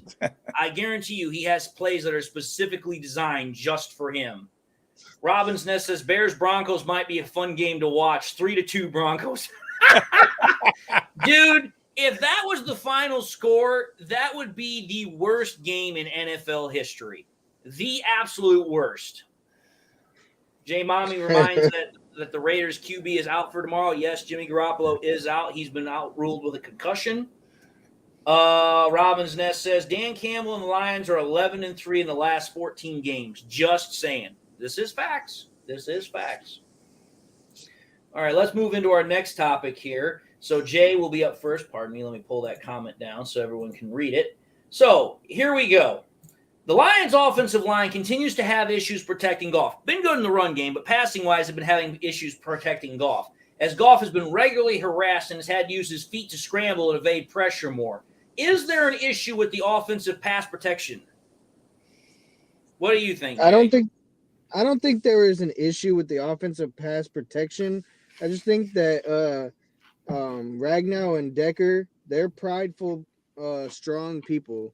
They're not gonna let like little injuries like a toe or a foot hurt them, take them out of the game.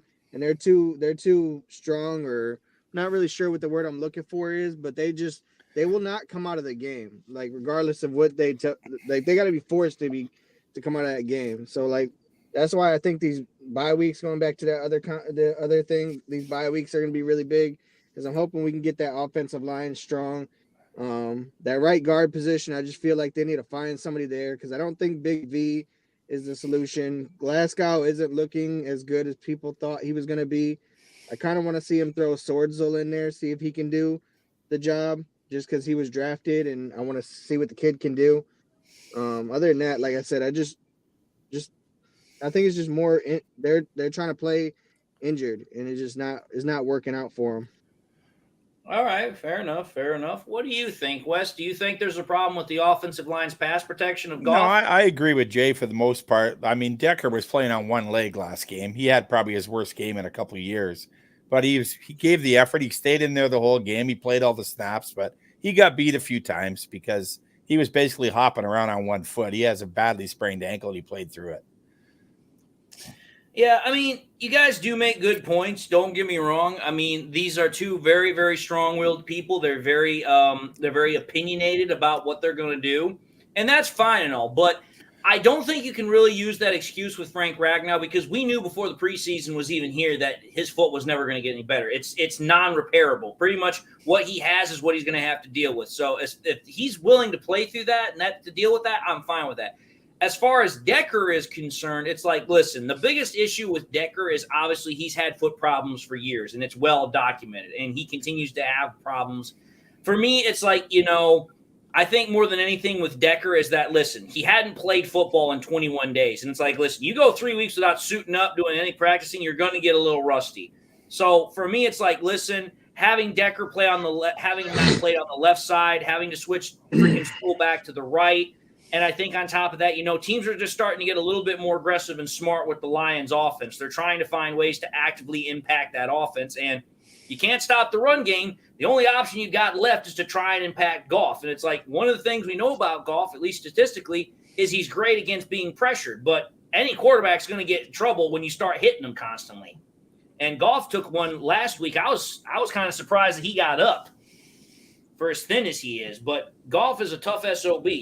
But in any case, I'm hoping that there's no problem, and I'm hoping it's just, they need to get a couple of reps and kind of get some more practice in. That's all. Let's see here. Some comments. Justin Walker says the Lions had that game. He's talking about the Panthers game circled from last year. Well, they didn't even know they were going to play them last year. They didn't know the schedule released until a couple of months ago. Patty Grimes says, can we turn sprinkler on and air conditioning for Ford Field like they did last year?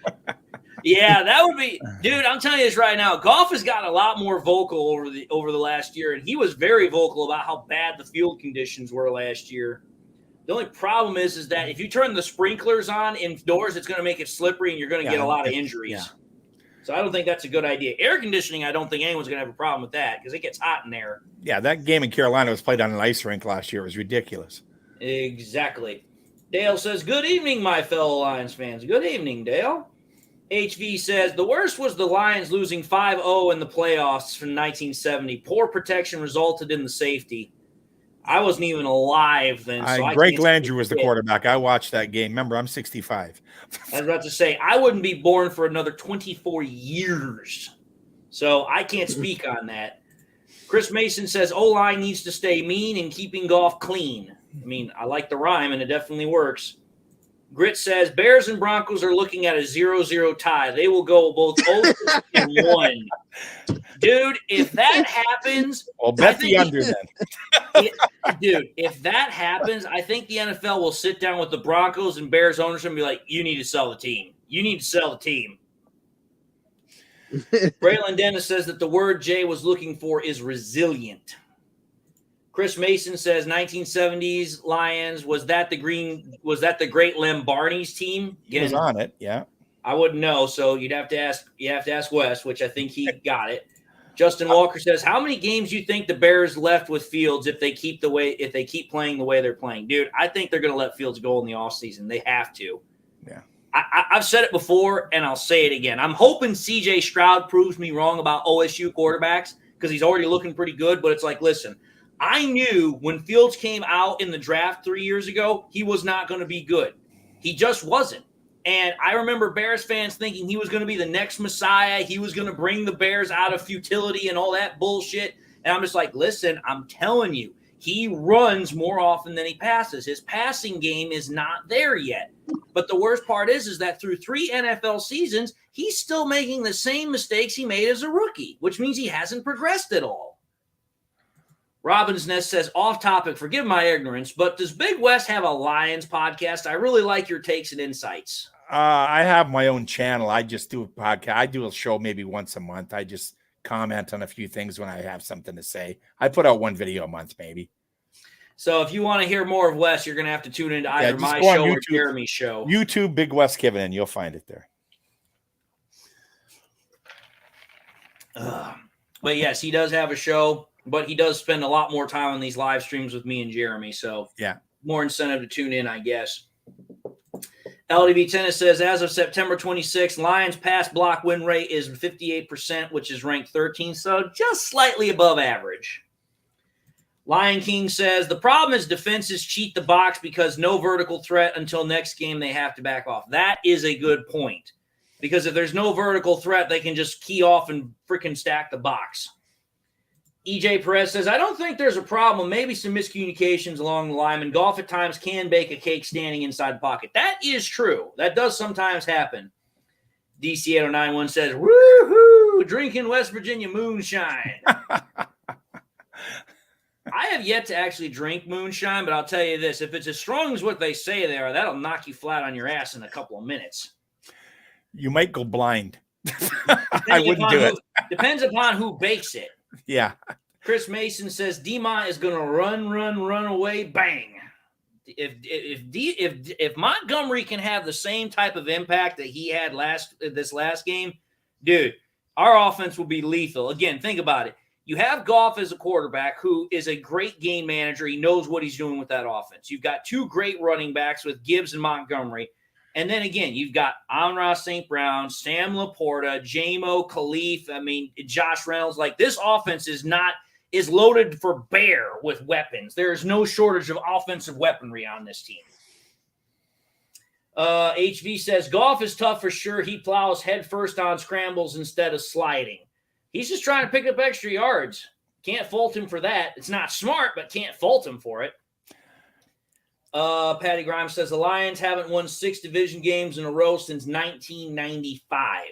And wasn't that the last time they won their division, which was the NFC Central? It might have been 94. Yeah. I think it was called the NFC Central. Yeah. Yeah. Because it was originally the Central Division. Because Wayne Fontes was the coach, and they won. And then they think they lost against Green Bay in the playoffs that year, even though we had a home game. Yeah. Robin's Nest says Fields would be killer as running back. Can't convince me otherwise. I mean, he'd be great as a running back, but I don't think he's going to do it. Unfortunately, the problem with Fields is that he's kind of got a mindset like, freaking what the hell was his face? Tim Tebow. He didn't want to play anything other than quarterback until finally somebody said, listen, the only way you're going to play is if you decide to change positions. So he went out and played tight end for the Jets, and that didn't work well either. James Vincent says that he lost Wi-Fi, so he can't get back on. Well, I'm sorry to hear that, James. Hopefully he'll keep in the show as a commentator. Jay Mommy says Stroud faces a heavy pass rush and he does get rattled. Being a Michigan fan, I've seen it a couple times. I'm not a Michigan fan, but I've definitely seen it. So I do agree with you. Patty Grimes says, drink one for me, DC. Grit says, I said several months ago C.J. Stroud will be the first OSU QB to be great in the NFL. It's early, but he's proving me right so far. Yeah, he's doing pretty good, especially for the fact that he's with the Texans. Yeah, so he can read a defense and throw the ball, unlike Fields. Yeah. Yeah, I mean, I still remember they showed a clip, and you can literally see this wide receiver going down the seam on the right-hand side, and Fields just completely misses him. And I'm like, dude, you see that? That's an easy touchdown all day. And it's like, how do you miss that as a professional quarterback? I don't know, but it happens, I guess. Super Stafford 09 says, I think every long scoring drive the Packers had Thursday was enabled by some shitty call by the refs. I agree. JJ soft DPI on the sidelines, Anzalone leading with the crown of the ramrod. Yeah, those were all bullshit calls, and unfortunately that was the way it was. Don't forget the hands to the face on Hutchinson. He never touched the guy's face. Very reminiscent of Trey Flowers against the Packers a few years earlier. HV says Greg Landry was from those early 70s, 70s Lions teams. Was the last whole 70s. He was there off and on, yeah. Yeah. And the last good Lions QB until Stafford, and Goff also number one is good. We had Gary Danielson was not bad in the 80s, and we had Eric Kramer in the 90s was okay. Yeah, I don't know. We've never had any great quarterbacks until recently, but yeah. Yeah, I was about to say, I mean, the first great quarterback we had, obviously, was freaking Bobby Lane. That was the first one. The next one, Stafford, and then the one after that, obviously, is Goff. Those are the best quarterbacks that the Lions have had in franchise history. Yeah, we traded away Bobby Lane the year I was born. I didn't get to see him play, just on film. Yeah, I mean, and we traded him to the Steelers. Yeah, and then he put that curse on us. He said we'd never win for 50 years, and it came true. Yeah, well, actually, it came true much longer than that. Yeah. Brian Kimmel says, good evening, gentlemen. Feels good to be kings of the North. Absolutely. Lion King says the game that I will be watching is Dallas. The NFL will be watching that game too. That will be a big game. That's true.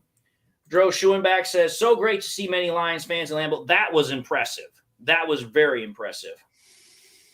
Hector Gar says Michigan whooped Nebraska 45-7. Whoo-wee. That's what you call an ass whooping. Patty Grimes, nah. Rodney Pete was average at best. Like I used to call him the gingerbread man. He was good, but he was always hurt. One hit and he was out for a couple games. That's why Kramer ended up taking his job. Yep.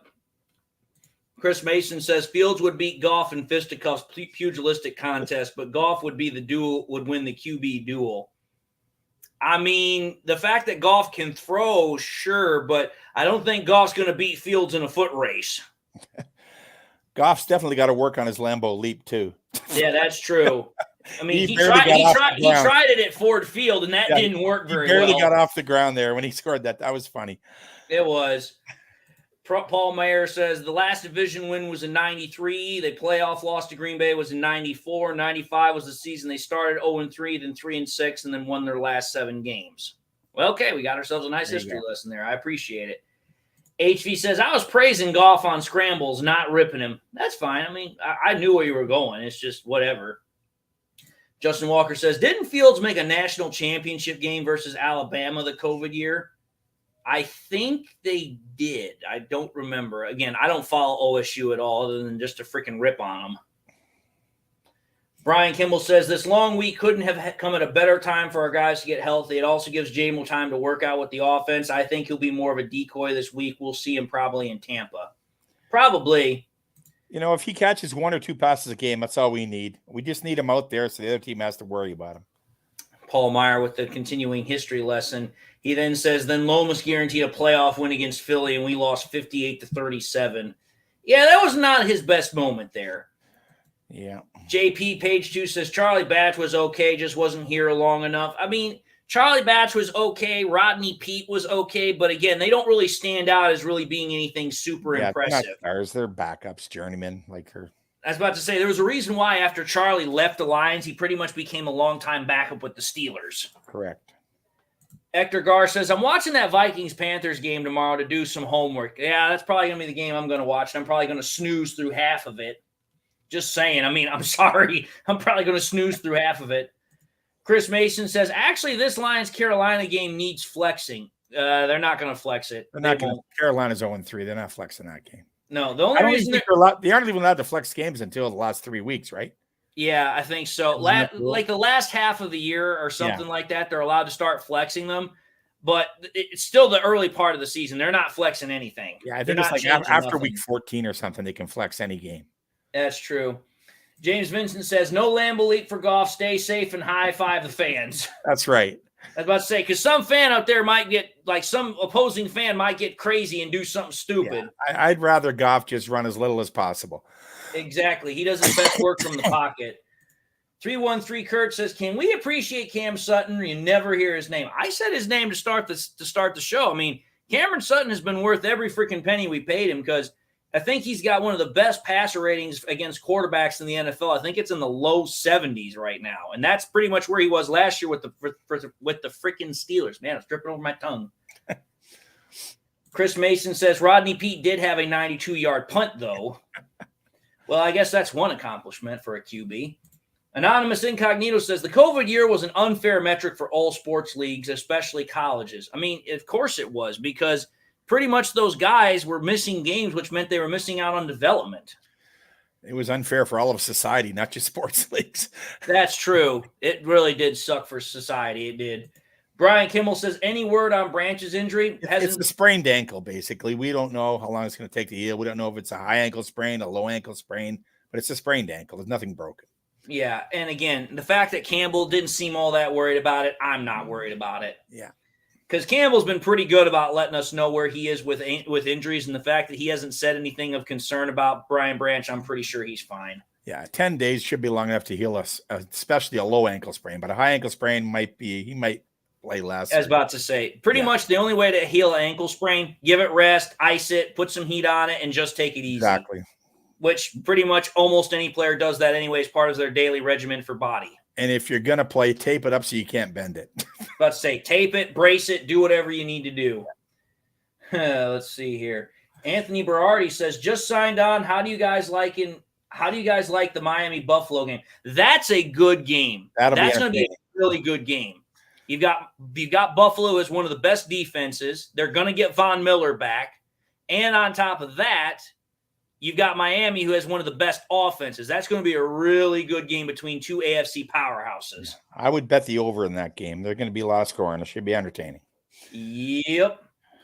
HV says the 95 team was the QB was Scott Mitchell, who after the 7-game streak at the end said he wanted John Elway money. Yeah, we signed Mitchell as a free agent out of Miami after Eric Kramer left. That's what happened. Yeah, and the reason we signed him is because he came in as a backup for Dan Marino that year, and he played pretty well, and the Lions bought fool's gold. Yeah. He had one good year with the Lions, and then after that, he was never the same. Yeah. Hector Gar says, if Young plays, we win, but it will be a reunion for Jamon Gibbs and Young. That will be special. I mean, yeah, they all played together. Justin Walker says, when that Green Bay fan gave St. Brown the bird, his reaction was great. Yeah, think about it. Yeah. I mean, think about it. Packers fans are pissed at us because we pretty much had their number the last whole year. So now it's like they're hating on us the way we used to hate on them. Let's see here. James Vincent says Brian Kimmel, he isn't punting the ball as far as he done in the past. Well, I don't think he's punting much of anything now. He's like, 40, 50, 60 years old as a player? Paul Myers says Sunday night's game can be flexed started in week 5, then Monday night can be flexed in week 11. But even still, the Lions and Panthers game's not going to get flexed. We've already got five or six primetime games this year. We're not going to get more probably. No, especially at the end of the year, we played Minnesota twice, and they're sucking so far. So I was about to say, and plus on top of that, I'm pretty confident if you ask the players, while it's nice to be on prime time, it puts more strain on you. So while it's nice to have that national attention, they'd probably just prefer to play at 1 o'clock or 3:25, 4:25, whatever the hell it is. Hopefully we're resting players by those last 3 games because we're so far ahead. Exactly. Brian Kimmel says, what Lions game are you guys most excited for this year? Mine is the Dallas game, playoff revenge. I mean, the playoff revenge game, that's so old. I've kind of given up on that one. It's like, whatever. They got it. The refs screwed us over, whatever. The game I'm most wanting to watch is the, as much as I hate to say it, the one I want to watch is us actually win on Thanksgiving. I want to see us welcome the Packers into Ford Field and just put a mud hole on them. That's what I'm most interested in watching. I mean, obviously there are other really good games to watch too, but that's the one I want to watch. I want to watch the Thanksgiving Day game and enjoy my meal and know that I'm going to win. Yeah, I want to see the Lions defensive line all eating a big turkey leg after that game off that turducken. Exactly.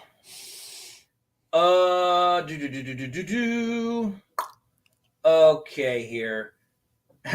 Let's move into our next topic here really quickly. So, Wes, you're obviously up since you're the only one in here. So, this is a topic that we've kind of talked about a little bit, kind of talked about it also pre-show, so we'll go at it. So, the Lions have been talks to extend Jared Goff since the offseason. Many Lions fans wanted to wait and see if Goff could repeat his performance from 2022 before potentially resigning him. So far, Goff has been top 10 in every category to start the year. So, is it time to re-sign Goff before his asking price starts going up? What do you think? I think it's a win-win situation for us. I think if we sign him earlier, we get him for a little bit less money. If we wait longer, then we wait and see what happens, who develops along behind him. But I think we will give him a new contract, but I don't know if it'll be during the season. It might not be till after the season, I think. Yeah, and I mean, here's the thing. We already know that the Lions have been looking to extend him, and chances are they're going to extend him. The only thing that's, as you said, that's up for debate at this point is, 1, the amount of time the contract is, 2, the amount of money, and 3, when they do it. And realistically here, the way I look at it is this. The earliest the Lions could look to possibly extend him is during the bye week, because that's 14 days where they don't have to worry about any opponents. So they might want to do it then. If they don't, then chances are they're probably going to do it in the offseason when it's like, okay, here, we don't have any football operations going on. We're going to probably get you extended so that way we can go into free agency, know exactly what we're operating in terms of full cap space, cash, whatever. And plus on top of that, it's like, okay, At that point, if the Lions are as successful as we think they're going to be this year, if you bring back the quarterback that was tangible to that success, that'll be a draw for potential free agents. So I think that they're going to re-sign him. Again, at this point, it's more a matter of how many years and how much money they're going to give him. And a lot of that's deceiving too. The NFL cap is not a solid hard cap. It uses lots of ways around the cap. You can give them a big signing bonus and spread it out over 4 or 5 years, and the cap hit won't be huge the first couple of years. They can design it ways. So people are all worried, 40 million, 45 million. It doesn't matter if the cap hit's only 15 or 10 million the first year because you gave them a 30 million signing bonus or something. I mean, there's lots of ways around that.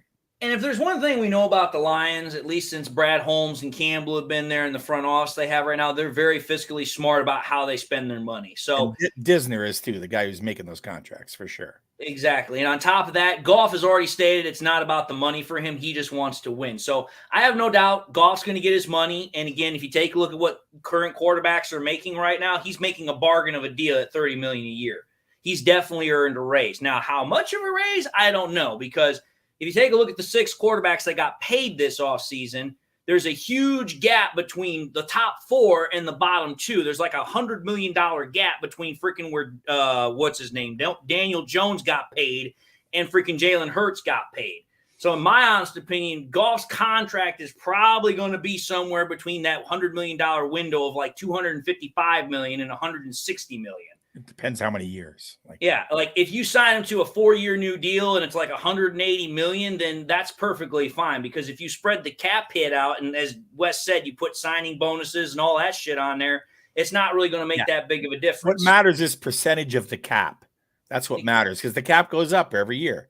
It went up every year, 20 million this year. I mean, every year it usually goes up about 10 million, almost every year. At least 10, sometimes more.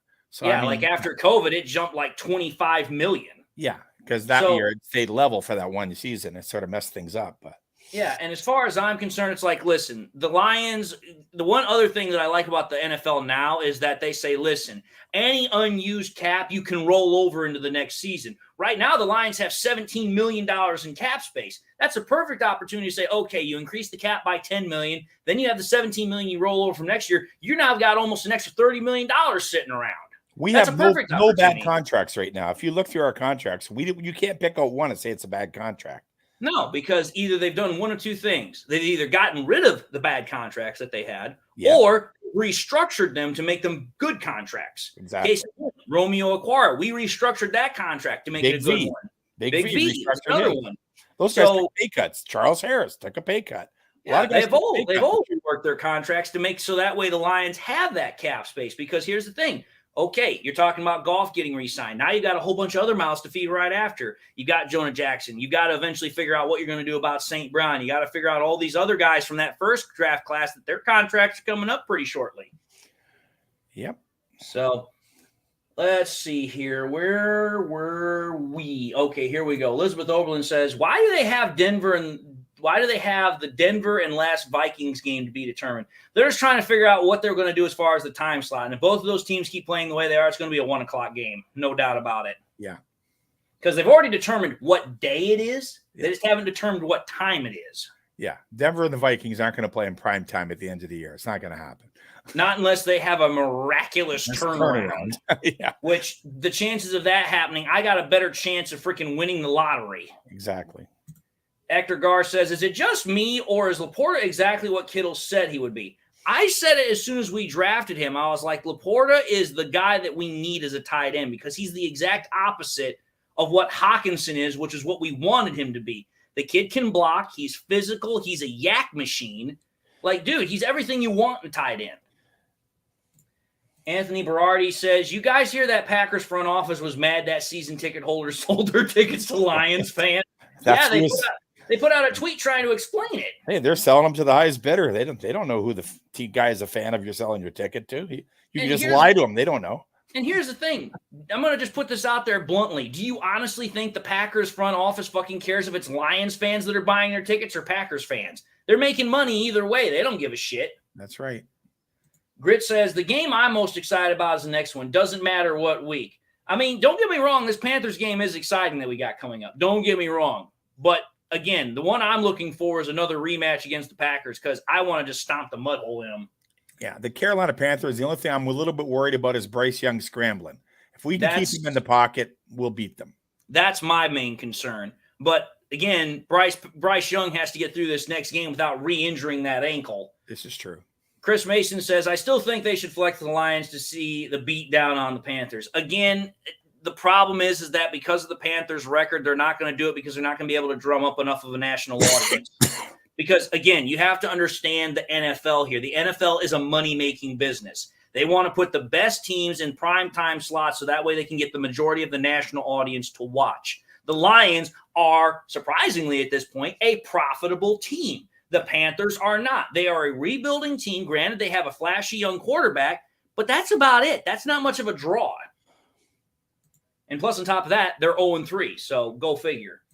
Robbins Ness says, do it now. Some deal. He has proved it. Okay. J. Mommy says, Gibbs can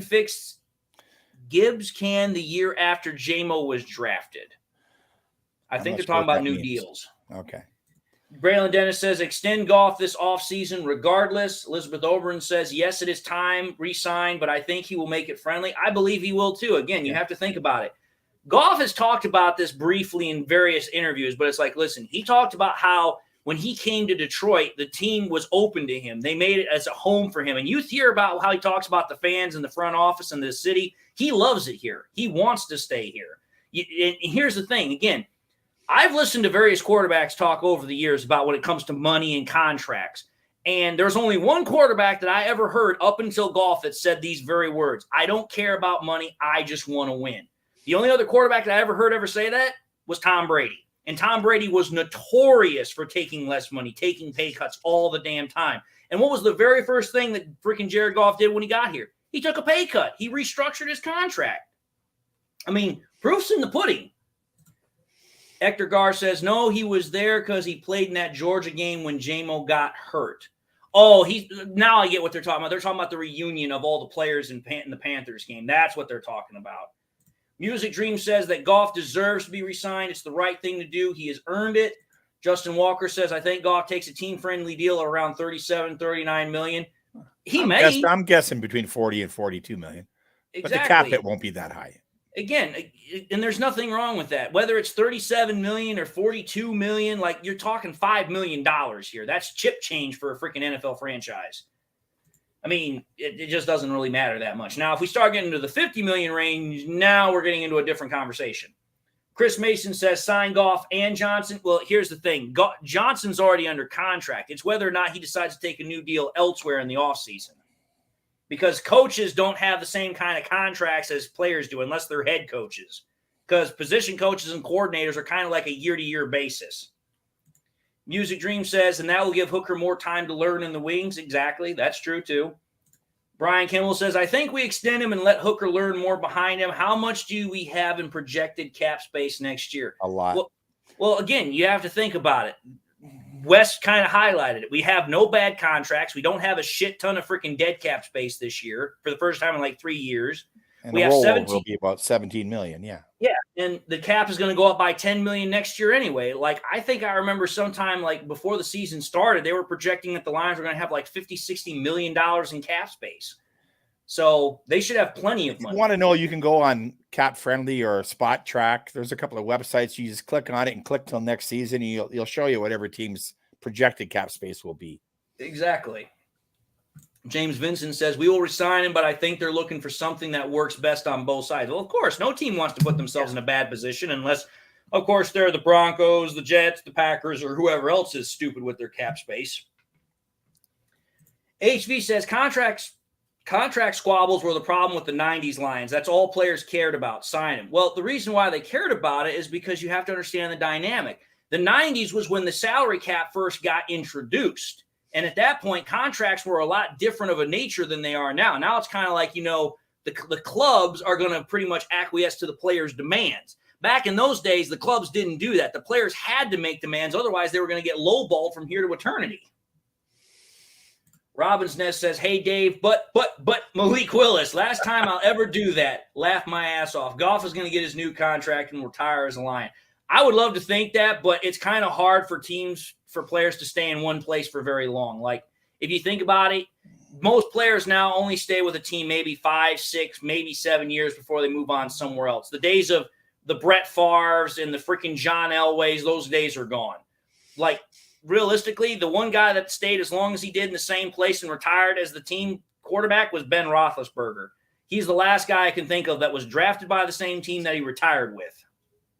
So, Beaver Boy says, hey, guys, I'm eating Wendy's. I hope you mean the food. J Mommy says Goff is going to retire a Lion. I would love it if he did, but again, I ain't holding my breath on that one. Patty Grimes says, Dave, can you start a GoFundMe to resign Goff? I don't think it'd make a lot of money, but if I could, I would. James Vincent says Hooker will learn, but I don't see him taking over as a start. He's not going to start for at least another couple of years, like 3 or 4 years at most. He hasn't even thrown a pass yet. Let's wait. Exactly. Like, he first has to get healthy, and then on top of that, you have to understand how the Lions work. You have to earn your spot. And here's the thing. Hooker's at the bottom of the depth chart. He's not even on the depth chart at this moment because he's on NFI. So you have to understand something here. Beaver Boy says, can you guys eat Wendy's after every win? No, I think my health would suffer for it. James Vincent says, I'll throw something in the GoFundMe. You guys are funny. I love it. Smoke You Some says, the most important thing is Goff wants to be here and everything else will work its way out. Absolutely. Absolutely. Sam Bell says Hooker was never drafted to replace Goff. He was brought in to be used as a bargaining chip with Goff to get him cheaper, and then possibly he blows up in the preseason next year and we get draft capital. I mean, that's a possibility, don't get me wrong, but I don't think that's how Brad Holmes and Dan Campbell do business. If they want you here, they're going to keep you here. It's nice to have insurance. Of course it is. It's always nice to have insurance. Music Dream says Hooker will be a good starter. From what I've heard, he's very intelligent with all the physical traits, good accuracy, good arm strength. Yeah, he's got it. But I'll just say this right now. Word of caution. We've seen other quarterbacks that have come out of college and they said they were smart, had the traits, blah, blah, blah, blah, blah. And more often than not, they've turned out to be busts. So just a word of caution on there. I'm trying to pick up here because you guys are commenting like crazy and I love it, but I can't get to all of them. I just can't do it. So what I'm going to do is I'm going to move off this topic because obviously I would say almost everybody says we should re-sign JG at this point. But the real question is just, as we said, the matter of money and the matter of years. So we'll just move off this for right now and get into the next topic. So here we go. Lions used to be a purely 1 p.m. team on Sunday with almost no primetime slots save Thanksgiving. Now that they've won their last 3 primetime games in a row, could the Lions be in for more primetime games in the future? When I mean future, I mean next season, so on and so forth. What do you think, Wes? Absolutely. I think the ratings have been through the roof every time the Lions play on prime time, especially when we keep winning like this and taking over stadiums on the road. Well, I mean, if I recall correctly, and I might be wrong, but I'm pretty sure I'm right, didn't the opening game against the Kansas City Chiefs have the most viewers in all opening game history? It had very good ratings. I'm not sure the exact numbers, but it did very well. So, I mean, as far as I'm concerned, I mean, I know Dan Campbell said last year he loved it when they played 1 p.m. all the time because it was consistent. But it's like, you know, when you start winning, the NFL is going to use that to their advantage. Yeah, I think Campbell was just being sarcastic when he said that. But you probably are right to a certain extent, but at the same time, I also remember what was it? Goff said it after their win in the press conference. He's like, "Listen, put us anywhere, play us at any time. We'll be there. We'll be ready to rock and roll." And it's like, you know, as far as I'm concerned, it's like I like having that primetime slot because it's like, listen, ain't nobody else watching any other team but our team. That's it. Now, obviously, depending upon certain times during the year, there'll be other games that are going on during those primetime slots because I know they're now doing it to where 2 teams can play on Sunday night because I think they had it last week where 2 teams played 2 separate games. So I think now they're trying to expand for more primetime slots, but it's like, they're doing that a lot on Monday nights lately. They keep putting 2 Monday night games. That's happened a couple of times this year already. Yeah, that's true. And I mean, it's whatever. It's still a primetime game. You're still like one of only 4 teams that are being watched. It's not like, you know, anybody else is watching when there's 32 teams. So it's like, hey, it's nice to have that spotlight. It's nice to have that recognition. It's nice if one of the games sucks, you can always switch to the other one too. So That's true, because I'll say this: primetime games, while they're supposed to have the best teams out on the field, sometimes they don't. yeah, it's hard to predict before the season starts who's going to be good and who isn't. Exactly. Braylon Dennis thinks, yes, we are going to get more primetime games in the future. James Vincent says, hell yes, we'll be in more primetime games. Brian Kimmel says, yes, but Amazon Prime sucks. It sucks to watch games on. It doesn't suck for ordering shit. Patty Grimes says, definitely, I have them winning 2 playoff games. Ooh, so you see them getting to the conference game. HV says, London loves the Lions. How about another 9 a.m. game in the UK for our boys? Whoo-wee. You guys are something else. I know over there the Lion is a big source of pride for people that are England, because the Lion is considered a part of English royalty. Let's see. They might do a primetime game in Germany with the Lions, and Salman Ross St. Brown can speak German, and his mother's from there. Who knows? That would be nice. James Vincent says Amazon is only good for ordering stuff. John Schatzel says yes, because they're loaded with pure young studs that everyone is quickly falling in love with. I mean, you're right. I mean, St. Brown, Sam Laporta, Gibbs. I mean, the list just goes on and on and on. Anonymous Incognito says to Brian Kimmel, Amazon Prime NFL games are higher quality than other NFL games streamed for free. I mean, if we were talking last year, I would disagree with you, because that first Amazon Prime game quality was absolute dog ass. Like, you could barely make it out because the pixelation was so bad. Justin Walker says, where's the let's get the Lions off Thanksgiving people at hashtag owner of Thanksgiving since 1934? They're just jealous. Yeah, they are. And I mean, to be fair, I mean, it does kind of suck for other teams that want to play on Thanksgiving, because there's always 2 teams that play on Thanksgiving every year. It was our idea. It was our idea. We come up with it. Yeah, and that's part of our legacy. It's like, you know, does it suck that nobody else gets to play on except 2 new teams every year, because the Lions and Cowboys do every year? There's 3 games on Thanksgiving, so I mean. Yeah, and it's like, listen, it's like the NFL. The NFL does a pretty good job of rotating who the opponents are every year. Sometimes it's the Dolphins, sometimes it's the Bills, sometimes it's the Browns. Like they do a pretty good job of rotating it every year. Chris Mason says, strange how we and the Jags got a lot of Lions fans in England. I mean, just depends on what fans you got, where you got them. Britt says, talk about Lions fans taking over other teams' stadiums. Wait till week 10. There's more golf fans in Cali than there are Charger fans. Also, Rams fans owe us a solid. That is true. They do owe us one. Let's see here. Hector Gar says, I think they love primetime too much. These boys are so amped. Like, dude, I'm telling you this right now. One of the things I love more than anything is the after the game reactions and videos that come out where we get to see these players just go absolutely nuts. Like, one of the best ones wasn't even a player. It was freaking Brad Holmes after that Kansas City Chiefs game. He was just going nuts with the fans in the stands. So that was absolutely awesome. Let's see here. Brian Kimmel says Packers fans are going to have a sad Thanksgiving this year. Laugh my ass off. 1D is eating some turkey kneecaps. Interesting. Snoopy says we got to start using Gibbs more as a slot receiver or a 2 running back type lineup with D-Mon. I mean, we do use it, but we just don't use it as much. And I think, again, they're trying to figure out what works best for him. Yeah, they'll keep mixing it up. We'll see different things. Exactly.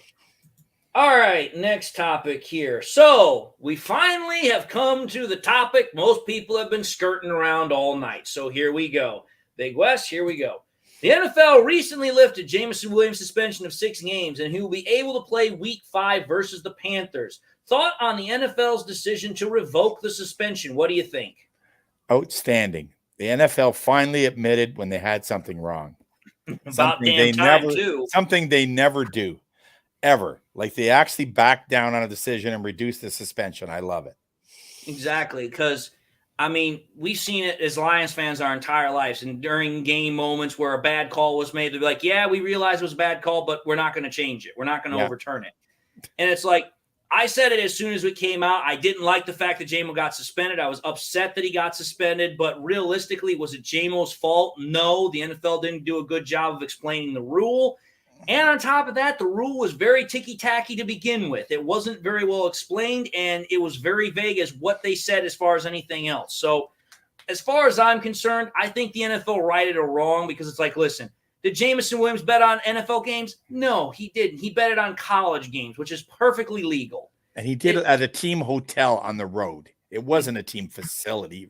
Technically it is, but that's kind of ticky-tacky. Yeah, and that was my whole point. It's like the rule was not very well explained. It sucked. It was a freaking just low blow, and I think the NFL realized that the backlash that they got for those suspensions was pretty severe because a lot of people were like, dude, he didn't even gamble on NFL games. It's like he wasn't breaking the heart of the rule. That rule is there in place if you're betting on NFL games, not college games.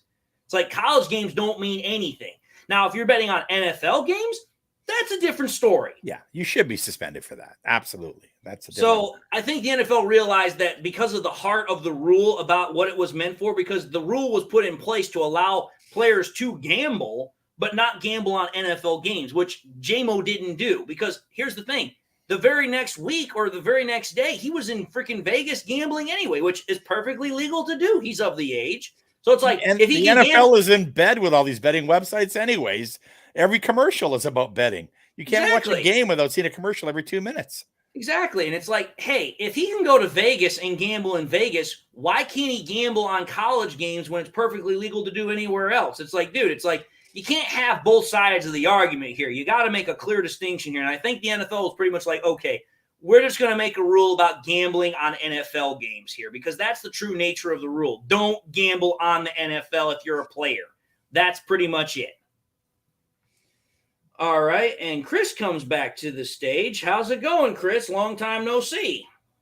Yeah, I was talking with my daughter. Today is her birthday, so she kind of interrupted it. Oh, that's all right. Happy birthday to her. How old is she? Actually, she turned 20 this year. She's in college, and she's making her father proud. Absolutely. Absolutely. So I just got done asking Wes this and answered it myself. So I'll just ask you the question since you popped in right around the same time. NFL recently lifted Jameson Williams' suspension of 6 games, and he's going to be able to play Week 5 versus the Panthers. What are your thoughts on the NFL's decision to revoke the suspension? Well, I think that they was being pretty generous and pretty fair because, I mean, even though he got suspended 4 to 4 games, and they set an example, but I think that example was well-deserved in some sense. And in another sense, I'm like, y'all should give him a break because for the simple fact he didn't know some of that stuff. So I'm just kind of riding the fence on it, but I'm just glad that he's back. Yeah, and I mean, again, the point of the matter is that what's happened has happened. The point of the matter is the NFL made the decision to revoke the suspension, allow him to come back 2 weeks early. I consider that a blessing. I'm not going to look a gift horse in the mouth, so to speak, but it is what it is. Right. That's the way I'm looking at it. It's a blessing, so I'm going to take that blessing and run with it. Yep. Let's take a look at some of these comments because these have been coming in fast and furious since I started this one. GTA Pringle says, it's amazing that the media is still stunned after we win primetime games. We're here and we're for real. DC 8091 says, better late than never for the NFL to admit a mistake. Patty Grimes says, free J-Mo. Braylon Dennis says, great decision. They got their heads out of their asses. Exactly. John Schaetzel says, it's about time. Should have never missed more than a game. Hector Gar says the J-Mo Optimus Prime loose. Let J-Mo Optimus Prime loose. We had Megatron. Now we have Prime. Now we're Prime ready for revenge. Ooh, okay. We have a Packers fan here. Rithi Shoka says Packers won't ever lose to y'all again. Okay. I'm going to remember. I'll see you on Thanksgiving. I was about to say, I'm going to remember that one because for you to say that we're never, ever going to lose to y'all, considering we play y'all twice a year, that's a pretty bold statement. It'll be 5 in a row on Thanksgiving. Count them. Yep. hey, pin that comment for right. Thanksgiving. That's right. Justin Walker says, I drafted J-Mo in fantasy just because he's going to impact the Lions, and that was a big risk / big reward. Absolutely.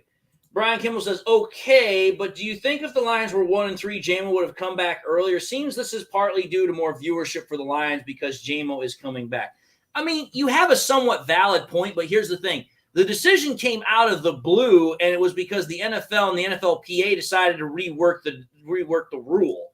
There was another player that also got his reduced too. He was an offensive lineman for another team. I forget his name. I don't know his name, but I know it's for the Titans. Yeah, he's an O lineman for the Titans. He was also had the same suspension as Jamo for the same thing, and his was also reduced. It isn't just for the Lions. No, it's not. Because if it was, then maybe that argument might hold a little bit more water. Oh, he keeps going. He says, have your 15 minutes because it's going to be harsh for the next century. You're not even going to be alive for the next century. The next century is in freaking 70. What is it? Yeah, 77 years. I won't even be alive then. If I am, I'm going to be asking the Lord God when I get to the pearly gates, why did you let me stay here so long? Because in 77 years, I will be over 100 years old. Jay Mommy says the NFL is going to buckle down big time on gambling, though. Wish they would have done that with crimes worse. Yeah, that's a true statement, especially, with drugs or freaking domestic violence. James Vincent says they said his suspension was BS, and for them to let him come back is amazing and will be big for the offense. Absolutely. And maybe now they can figure out how to make a play not count when the clock hits zero. That's the next big accomplishment the NFL has to come up with. That's true. Every other sport can do it. Why can't the NFL? Very true. John Schatzel says it's about time. He should have never missed more than a game. Chris Mason says Ford Field's Den is now known as the Valley of Death. Opponents, women crying, grown men wailing, babies pooping, also grown men if playing SF, LOL, and opposing owners vomiting. Well, what a pretty picture you paint. Hector Gar says, I'm telling y'all, Jamo about to go off. They let him off the leash to leave just now. Our Optimus Prime is loose. GTA Pringle says, we need to get our deep pass defense up. Pretty weak so far from what I'm seeing. Hector Gar thinks that Jamo might go off in Baltimore. Brian Kimmel says, this is my fiance Daniel's birthday as well. Happy birthday to your daughter, Chris. Oh, happy birthday wishes. Thank you. Appreciate it. James Vincent also says, let's happy not get birthday. ahead of ourselves with Jamo. He caught one pass last season. Exactly. And he ran one play out of the backfield and got a big gain. But other than that, he caught one pass. He got a touchdown, but it was one pass. Yep. I mean, if he catches one pass a game, I'm happy. I just want him to be that deep threat to take the safety out of the way and let the other guys get open underneath. Exactly. Anonymous Incognito reminds us that a century equals 100 years. Grit then says the Packers don't even have a QB.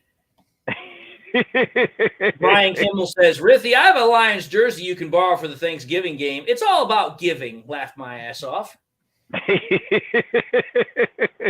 Rich Forrest says, that's good news about Jamo. We need to see him out there, whether the rule was revoked or not. This move opens up St. Brown's routes if the cheetah is on the field, gives golf a new weapon. Absolutely. Absolutely. James Vincent says, SOP, same old Packers. Michael B says, Jamo won't produce right away like a lot of Lions fans think, but what he opens up will be very real. Absolutely. Again, here's the thing. I don't expect that Jamo's really going to start putting up numbers till probably about 2 weeks after he's back. Yeah, I don't think he's ever going to be a guy that gets, 5-6 catches a game. He's going to be a guy that gets 1 or 2 passes, a couple of big touchdowns. He's going to be a big play guy. That's what he's going to be. He's not going to be a guy that consistently catches the ball like St. Brown. No, and that's not a problem because again, it's like St. Brown is your volume catcher. If Jamo catches 1, 2, 3 passes a game, but if they're for long yardage, then that's all that matters. Yeah. Right, and not to compare, but Jamo has to go through growing pains just like that quarterback that they trying to love on, and he got to go through growing pains like he went with us. He ain't never went against a defense that's like us, and he got to go through those to learn. So it's going to be a lot of growing pains with him. Jamo hasn't even turned 22 yet, has he? He's just a kid, man. He's got he's just a kid. Plus, on top of that, Jamo only played 6 games last year. Technically, this is his second year, but he's still a rookie by comparison. Yeah, exactly. Absolutely. Yeah. James Vincent says, I'll put money on the next Packers game right now. Let me know how much. Money where your mouth is. Grit says, you don't want to do that. Grit says love is seriously overrated. Brian Kimmel says, do you guys think Jones will show up soon? I was really hoping he would give us at least those 50-50 balls. I hope so, but at this point, after 4 games, I'm kind of losing a little bit of faith on that one. Mm-hmm. Reethi keeps coming in and says, I don't know how I got in here, but I enjoy this win because it will last for a long time against us. Yeah. It's good, dude. I'm telling you this right now. We're going to get more wins against you. We're not just going to enjoy this one for the rest of our days. Hey, Rithi Soka, make sure you like and subscribe. Don't forget. Exactly. Yep, Because and we'll hit be that here bell all notification. day That's right. long. Grit says, Love's accuracy is comparable to Zach Wilson. Nuff said. I mean, he's only. I mean, you're not wrong. Before the game, here's the hovering thing. around 50%. Yeah, it's right there. Before the game Yep. against the Lions, where he actually threw greater than 60%, he was one spot higher than Wilson. There were 34 quarterbacks on the list by ESPN. Love was ranked 33. Now, for all of you out there that know the NFL, there are only 32 teams in the NFL. How are you ranked 33 when there's only 32 starting quarterbacks?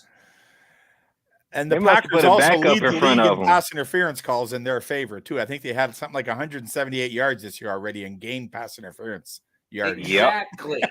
And those count as Exactly. completions for a quarterback, too. Yep. Lots of Pyro drops in and says, what's up, everyone? Not much. We're just having fun with the Packers fan and talking about JMO at the moment. Speaking of JMO, let's keep going about it. Wes, here's the next topic. With Jameson Williams back, the Lions get an important weapon on their offense. How crucial is it for the Lions to have JMO back after starting 3-1? What do you think? I wouldn't say it's crucial, but it definitely helps our offense. It stretches the field. It makes them account for him on every play. I don't think he's going to catch a lot of passes. He'll catch one or two a game. No, and I think that's a good point. What do you think, Chris? What are your thoughts on it? How crucial or how critical do you think it is having JMO back for the Lions offense? Yeah, I'm gonna agree with Big West and you to an extent, but I'll say this: he can't be a decoy if he's not a decoy. And what I mean by that is at least one or two passes that's complete and for a touchdown. He got to burn that top off. He got to show that he's a threat. Then he can be a decoy. Exactly.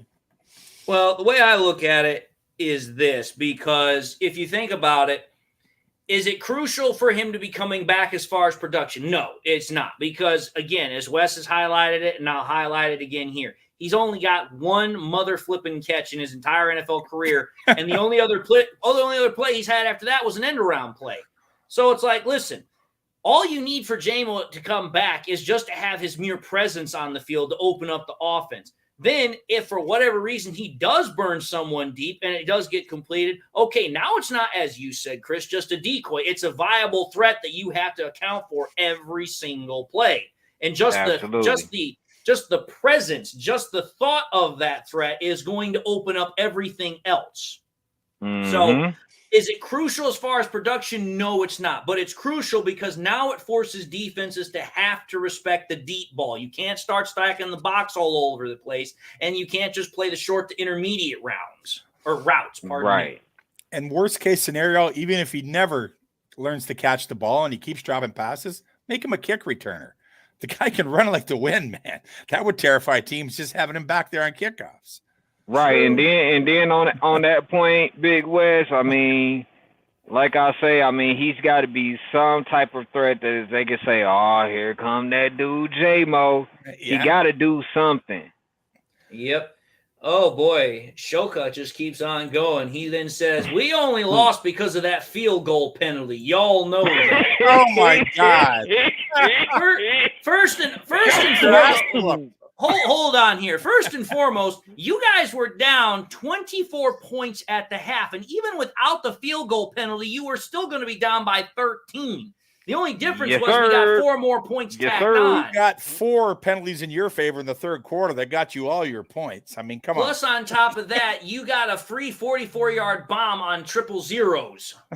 So if we really want to talk about who got screwed over by the refs, was it really us? No. Mm-hmm. And that was the correct call. You can't jump over the long snapper's head. It's against the rules. No, you can't. Sorry. Exactly. You can't jump over the long snapper's head with more than 1 yard distance. It's against the rule. It's been against the rule for years. Right.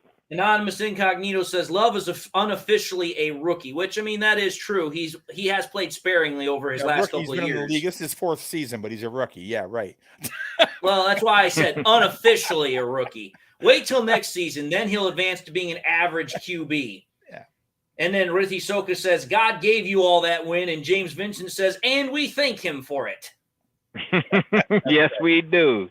Brian Kimball says, Rithi, even though you're a Pack fan, we still have love for you. Us Lions fans know what it feels like to lose in prime time. Respect you for sticking with your team. I'll admit that's true. That's true. It's a good thing to stick with your team because I'll say this right now. There are a lot of Bears fans that are burning their jerseys. Michael B says, I can think of no more spoiled fan base in all of football as the Packers. No, I can think of one more. And it's the Cowboys. Yeah, They have Hall of Fame tier play for 30-plus years and lose 4 in a row and throw an absolute tantrum. My toddler regulates emotions better. Damn. Damn.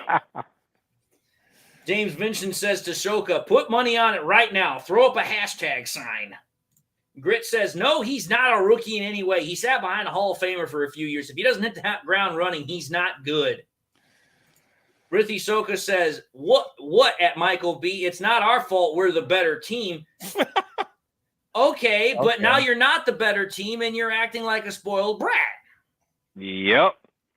Super Stafford 09 says, you don't trade up and draft a player 12th overall to be a decoy. That would be a waste of a pick. Decoy is okay at first, but that needs to evolve into much more by the end of the season. And obviously, he's referring to J-Mo. Well, unfortunately, he was injured his first year, and the second year he got suspended. I mean, you can't help these things. Shit happens. Right. It does. Ooh, wow, that's mean. James Vincent says, nah, we don't want to be a part of y'all cheese wagon. Enjoy the basement. Technically, that's reserved for the Vikings and Bears right now. The Vikings and Bears are fighting over that freaking moldy, dusty Green Bay will basement. finish second. They'll probably be 8-9, maybe 7-10. They'll be second. Exactly. Again, as far as I'm concerned, the Packers will probably have a winning record by one game. They'll probably finish second with the Vikings right behind them and the Bears dead last. And joining the stage, we have Chemical 247. How's it going, Chemical? What's going on, fellas? Kim was good. Shooting nothing, just getting settled. Okay. Shit. J Mommy says the Lions scored more points than the Packers ran yards. Casey Zarnomsky says Green Bay threw after the clock stopped, but we took it and kept kicking their butt. Yep. Dan DeNutt says most of the balls that are thrown to Jones Jr. are not thrown well to give him a chance. Wait, no, hold on there. No. Wow. I'm sorry, but do you not remember the rule that Madden brought up with about if the ball hits you in the hand, you're supposed to catch it? Several of the passes that Jones has gotten have hit him square dead in the hands. All you got to do is catch and run. The man's going to turn 34 years old. Marvin Jones might be washed. Yeah, let's quit picking on the guy. He's going to turn 34. He used to be a good player. He's trying. You can't Exactly. do it. He's the oldest wide receiver in the NFL. Yes, he is. He's lost a couple steps, and now his hands are starting to go. It happens to all of us. Don't worry. Oh, boy, this is getting fun. DC8091 says, Soka equal crackhead. Grow up and graduate to the moonshine, kid. To which she responds, this is entertaining. Y'all should just change this to an NFL cast, not just Lions. He then says, it's funny that y'all read the comments and commentate on it. I've done this for going on 2 years now. This is how I do my live shows. Because one of the things I've learned is that people that tune into live shows, they want people to realize, hey, they're reading the comments. They're allowing the audience to interact. And I've realized that that's a fun way to actually work the show. Because, hey, I'll say this right now. You commentators leave a whole bunch of freaking fun shit to talk about. And sometimes you come up with great content to talk about. So I enjoy doing it. Yeah. Let's see here. Oh, boy. Patty Grimes says there's no shame being second in the North for the Packers. Hold on. Lots of Pyro says, anyone else wonder if the Packers called up Bill Belichick and asked, is this what it's like when a dynasty falls after your top QB leaves you hanging? Ouch. That's an out.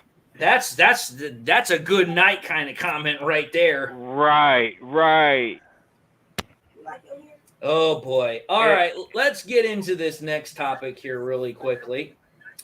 Okay, so we're going to talk about JMO one more time here, but we're going to talk about it not just in the perspective of JMO. We're going to be talking about the totality of the offense here. So, Wes, we'll start with you when Chemical comes back, so on and so forth. So here we go. Jameson Williams is a special player with immense talent and potential, as we already know. Pairing him with the other weapons such as Gibbs, Laporta, St. Brown, Goff, and Montgomery could be a lethal combo. You bad fellas, I had to change to my Detroit attire. There you go. I see it. How good could the Lions offense now be with JMO back with all of those weapons that I just mentioned? What do you think, Wes? It's got to be absolutely better. JMO, like I said, isn't going to catch a lot of passes, 1 or 2 a game, but he opens up everybody else because they have to account for him. When he runs a deep pattern, somebody has to account for him, and that leaves somebody else open underneath. And if they don't, then we throw it to him deep, and it's game over. Exactly. All right, Chemical, I'll ask the same question again because you were kind of off screen, but the question was Jameson Williams, special player, immense talent, immense potential. Pairing him with the other weapons that we already have, such as Gibbs, Laporta, St. Brown, Goff, Montgomery, Khalif Raymond, list goes on and on. How lethal of a combo could that be for the Lions offense? Like, how good do you think the Lions offense can be with JMO's now back? It's going to be extremely lethal because we're going to have a deep threat. All right. I love the simplicity of the answer. What do you think, Chris? What's your thoughts on this whole thing?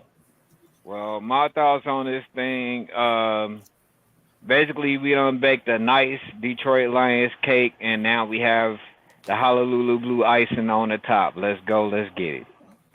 Well, I've been drinking plenty of blue Kool-Aid. And let me see this is what we drink from now on.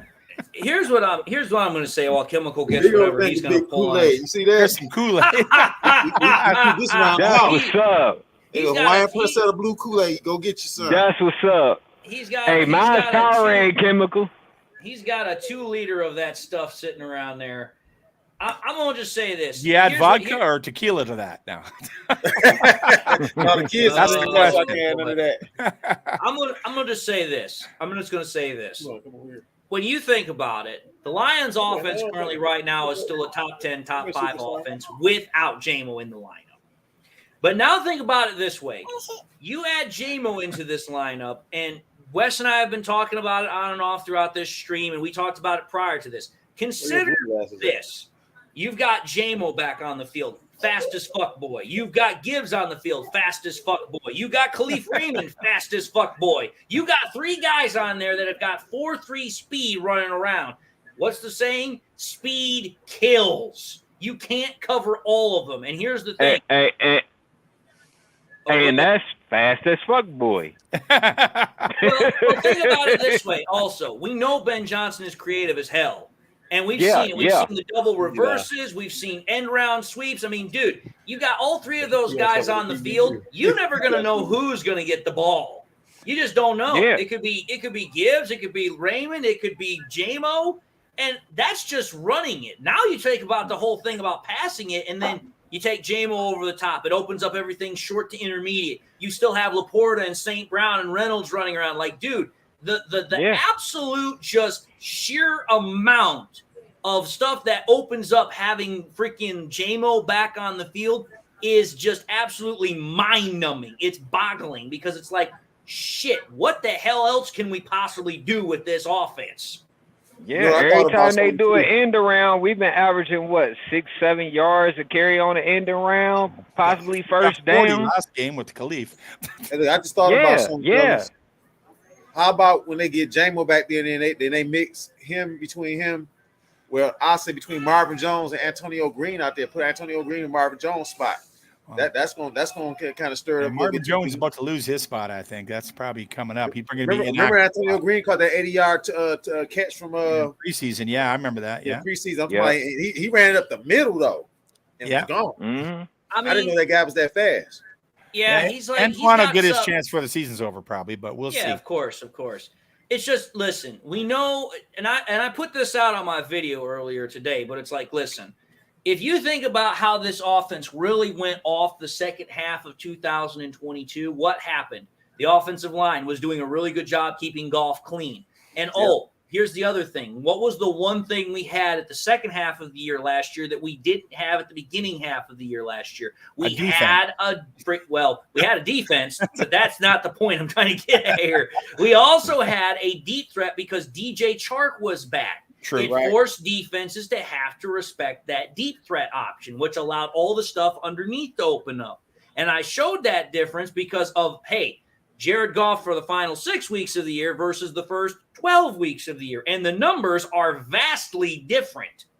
Freaking Jared Goff the last 6 weeks of the year with having Chark and Jamo on the field at the same time almost had a 70 QBR rating and 110 passer rating, no interceptions to 12 touchdowns and almost 2,000 yards passing. And that's in 6 weeks of production. Not bad. That's pretty fucking self-evident of how important having that deep threat is to force defenses to respect the over-the-top game. Otherwise, as we've said before, defenses start creeping closer into the box. They start covering the short to intermediate routes. If you have that guy that can take the top off of a defense, the defense has to respect it. They can't not respect it. Otherwise, as I've said before, I'll say it again, Goff has the ability to throw that bomb out there, and Jamo will catch it more likely than not. Hey, Dave. Think of when we have a game with Jamo. They throw one touchdown pass. They like, all right, he was lucky. Second touchdown pass, oh, we got to get him. So that's definitely what we want. I go back to the basketball saying, and all my basketball players out there know this. Once is luck, twice is skill.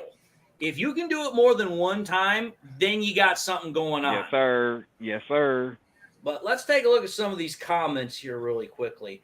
Brian Kimmel says, Laporta will still be Goff's security blanket. I hope Jamo has learned to catch since the preseason. If not, he's a liability for interceptions for Goff.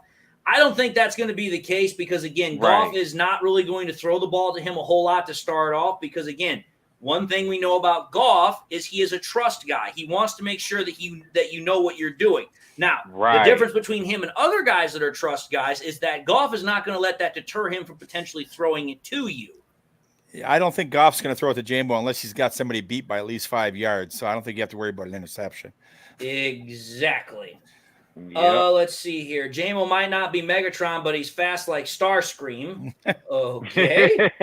Hector Gar says, we don't want Starscream. We want Optimus Prime. Okay. Bingo. Now you guys are all just pulling out a whole bunch of fun stuff. This is cute. I love it. Hector Gar says, because he killed both those dudes with the help of Sam in the third. Let's see here. 40-year-old gamer says, no, sir. We did that in week 1. Anonymous Incognito says, actually, the saying is wrong. Speed doesn't kill, unawareness kills. So our fast receivers better catch and not lose those footballs. Answer 14 says, speed is one of the most valuable talents in the league. Jamo will force coverages to change and loosen up. Lions offense is about to take the top off. Facts. Yep. I'll be a lethal threat out here. Hector Gar says, Packers fans, y'all won the Super Bowl with Aaron Rodgers, and y'all thank you for – what the hell? I can't even make that out. Like I can speak fuckingese, but that's like beyond fuckingese. Like I'm sorry. I'm just trying to read that and I'm like, I can't put it together. I'm sorry. Roland G says, Jamo fast as fuck as Randy Moss. Prime Randy Moss, yes, not old Randy Moss. Mm-hmm. Let's see here. James Vincent says, at this point, I hope you like and subscribe to this podcast so when the likes bake you your cake, you need to eat it. Fun times. Anonymous Incognito says, Terrell Owens is the NFL's best ever wide receiver, but I don't think it was based on speed. No, I'll tell you who the best – Jerry Rice, in my opinion. Yep. Jerry Rice is number 1. Number 2 is Megatron. Number 3, in my opinion, is Chris Carter. Or Randy Moss. Right. Chris Carter could make catches I have never seen anybody else do. Randy Moss had obviously an adjective named after him. You've just been mossed. But Chris Carter, like, dude, I still watch his highlight tapes, and I'm like, dude, I have yet to see anybody catch a ball like he did. And they were both on the same team. Imagine that in Minnesota. Yeah, and they still didn't win a Super Bowl. No. Oh, you remember when he was at the Michigan Panthers, then he went to the NFL? Because he's been doing that for a while. Yeah. Yeah, and here's the thing. It's just like, listen, there have been a lot of great wide receivers, a lot of them. But it's just like, listen, if you want to stay, if you want to stand out, you have to do something that nobody else realistically can do. Absolutely. And it's like, listen, you have to either have the ability to make huge catches. You have to be known for something as like Megatron, like the dude could literally catch in triple coverage all day long. Chris Carter for his hands, Jerry Rice because he was the complete package as a wide receiver, Randy Moss because an adjective, Moss. Like, if you want to stand out from the pack, you've got to do something. Now, Terrell Owens, don't get me wrong, Terrell Owens was a phenomenal wide receiver, deficient Hall of Fame talent. He was more known for his theatrics than anything else. Exactly. His Pulling out a mouth got him Sharpie into and more signing trouble than things anything else. Because I'll say this right now. If I were to ask Terrell Owens' QBs who he had, I guarantee you ain't none of them on his speed dial list. No. Right. Exactly. Let's see here. J Mommy says J-Mo and Gibbs are two of the fastest players in the NFL, and Khalif Raymond. And Khalif Raymond. The Lions have woo! Like when he ran that option last week, well, a couple of days ago, he ran it out the back when Jared Goff had did that little tackle, the tackle block. Yeah, he Jared ran out the back. Look, he ran so fast. I thought he was about to make a touchdown because he ran down the sideline. He got to the 10. He almost made it. Jared Goff, Goff, out of bounds there, yeah. Again, I say this with all sincerity, but Jared Goff has really come out of his shell as far as what he's doing with the Lions. We're seeing him scramble. We're seeing him block. We're seeing him throw deep. We're seeing him do things that everybody said he couldn't or wouldn't do. Exactly. All right. Andrew comes in and says, would you trade for Max Crosby in the trade deadline? And if so, what would you give up? No. I wouldn't trade for him for one simple reason, because that's not how Brad Holmes has built this team. Brad Holmes has built this team through two simple ways: effective free agent management and smart drafting. And here's the thing I can tell you right now. Brad Holmes, in all the trades he has ever done, every single one, he has never traded higher than the 4th round pick. Max Crosby's not getting traded for less than that. He's getting traded for first and second round pick. He's never traded for guys that make $18, $20 million a year either. It's not going to happen. Well, he has traded for one. That was Goff. But the point of the matter is even in that. That's different. I mean, yeah, and I get that. But even still, it's like all freaking, Holmes had to give up for Goff was Stafford, and he still got 2 first rounders and a third out of it. Goff at the time, so I mean, he didn't really exactly. So it's like, for me, it's like, is Max Crosby a hell of a player? Absolutely, he is. But the Raiders, even if they're selling at the trade deadline, they're not going to just sell him for pocket change. No, they're going to want a first-round pick. Exactly. They're going to want some compensation out of it. And here's the thing. The Lions aren't going to do that. They're going to be smart with their picks, even if it's trading them. They won't trade them. Exactly. Lots of Pyro says, who would win in a race, J-Mo or Gibbs? I don't want them racing because they're likely to pull hamstrings trying to outrun the other. Yep. I think Gibbs.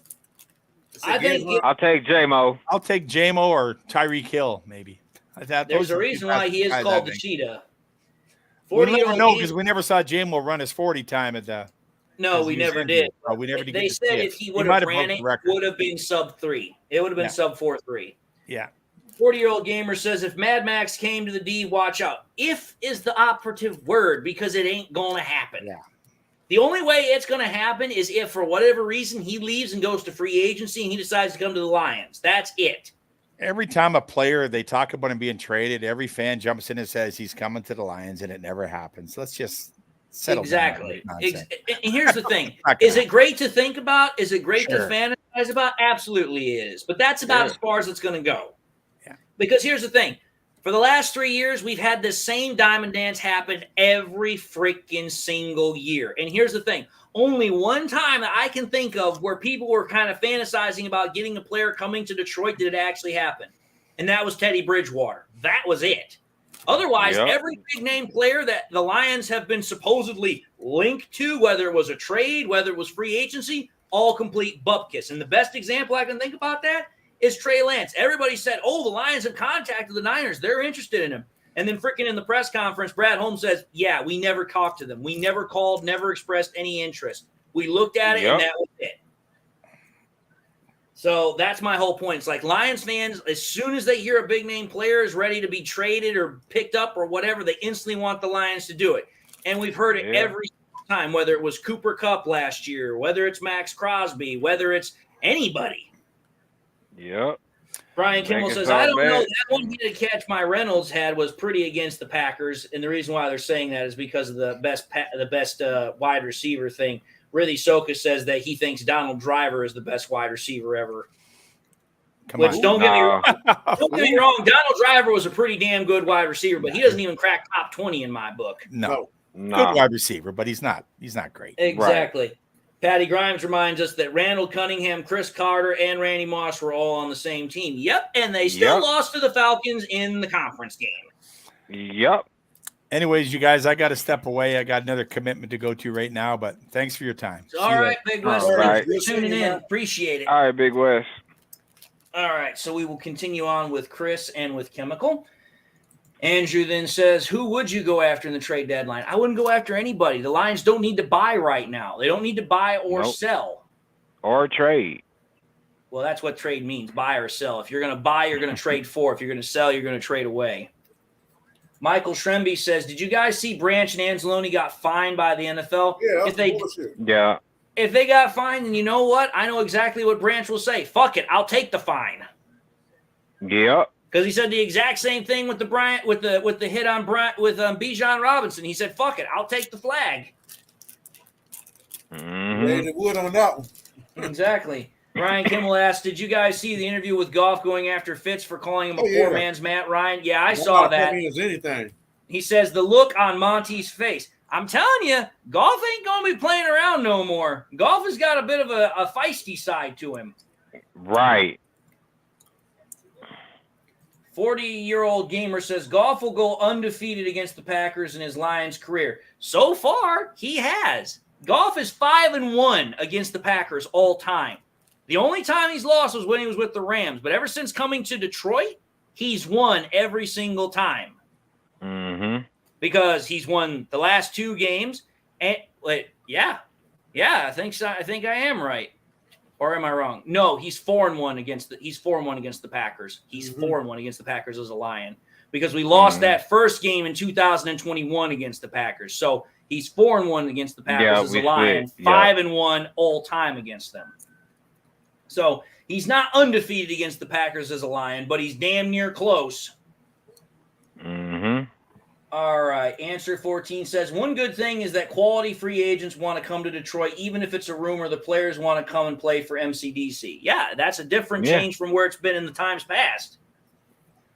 Yeah. All right. They thought it was a punishment if players came to us.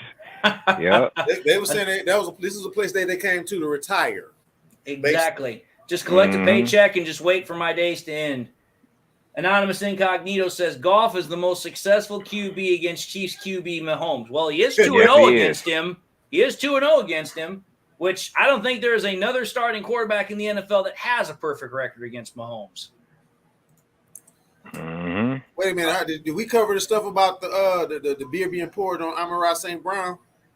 The what? You see how the classist fan from Green Bay poured beer? Oh, yeah, that was talked about briefly. Some people were bringing it up in the comments about how when he jumped in the stands, that guy poured a thing of beer on his helmet while he was in there.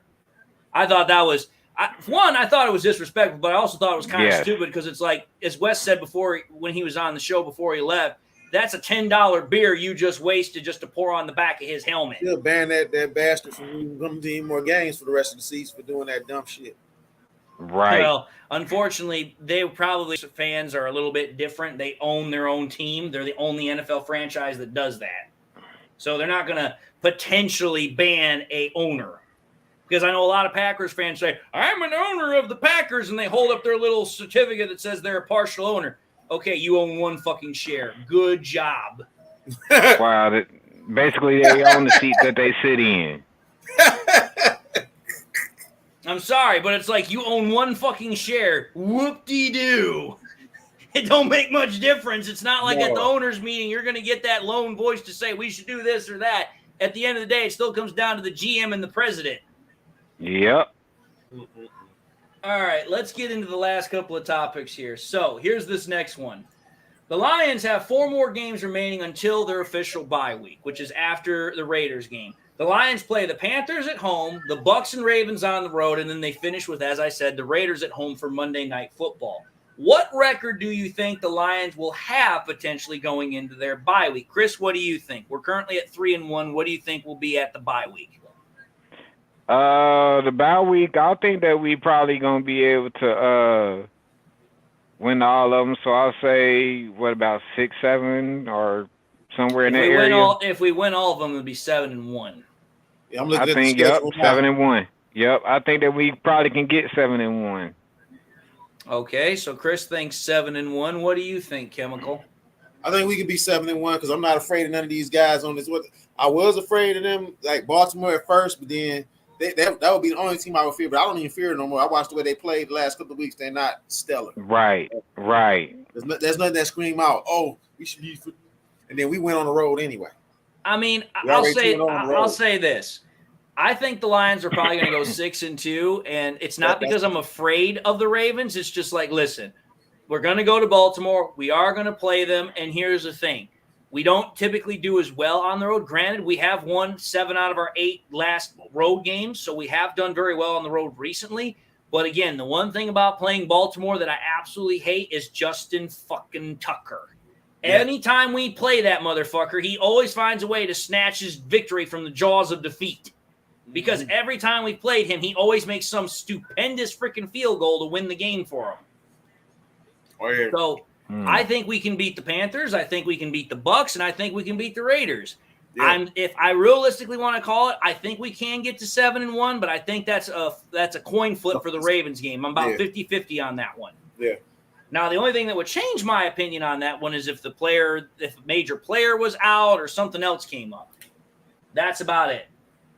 Well, let's take a look at some of these comments here really quickly. Oh, boy. Okay, here we go.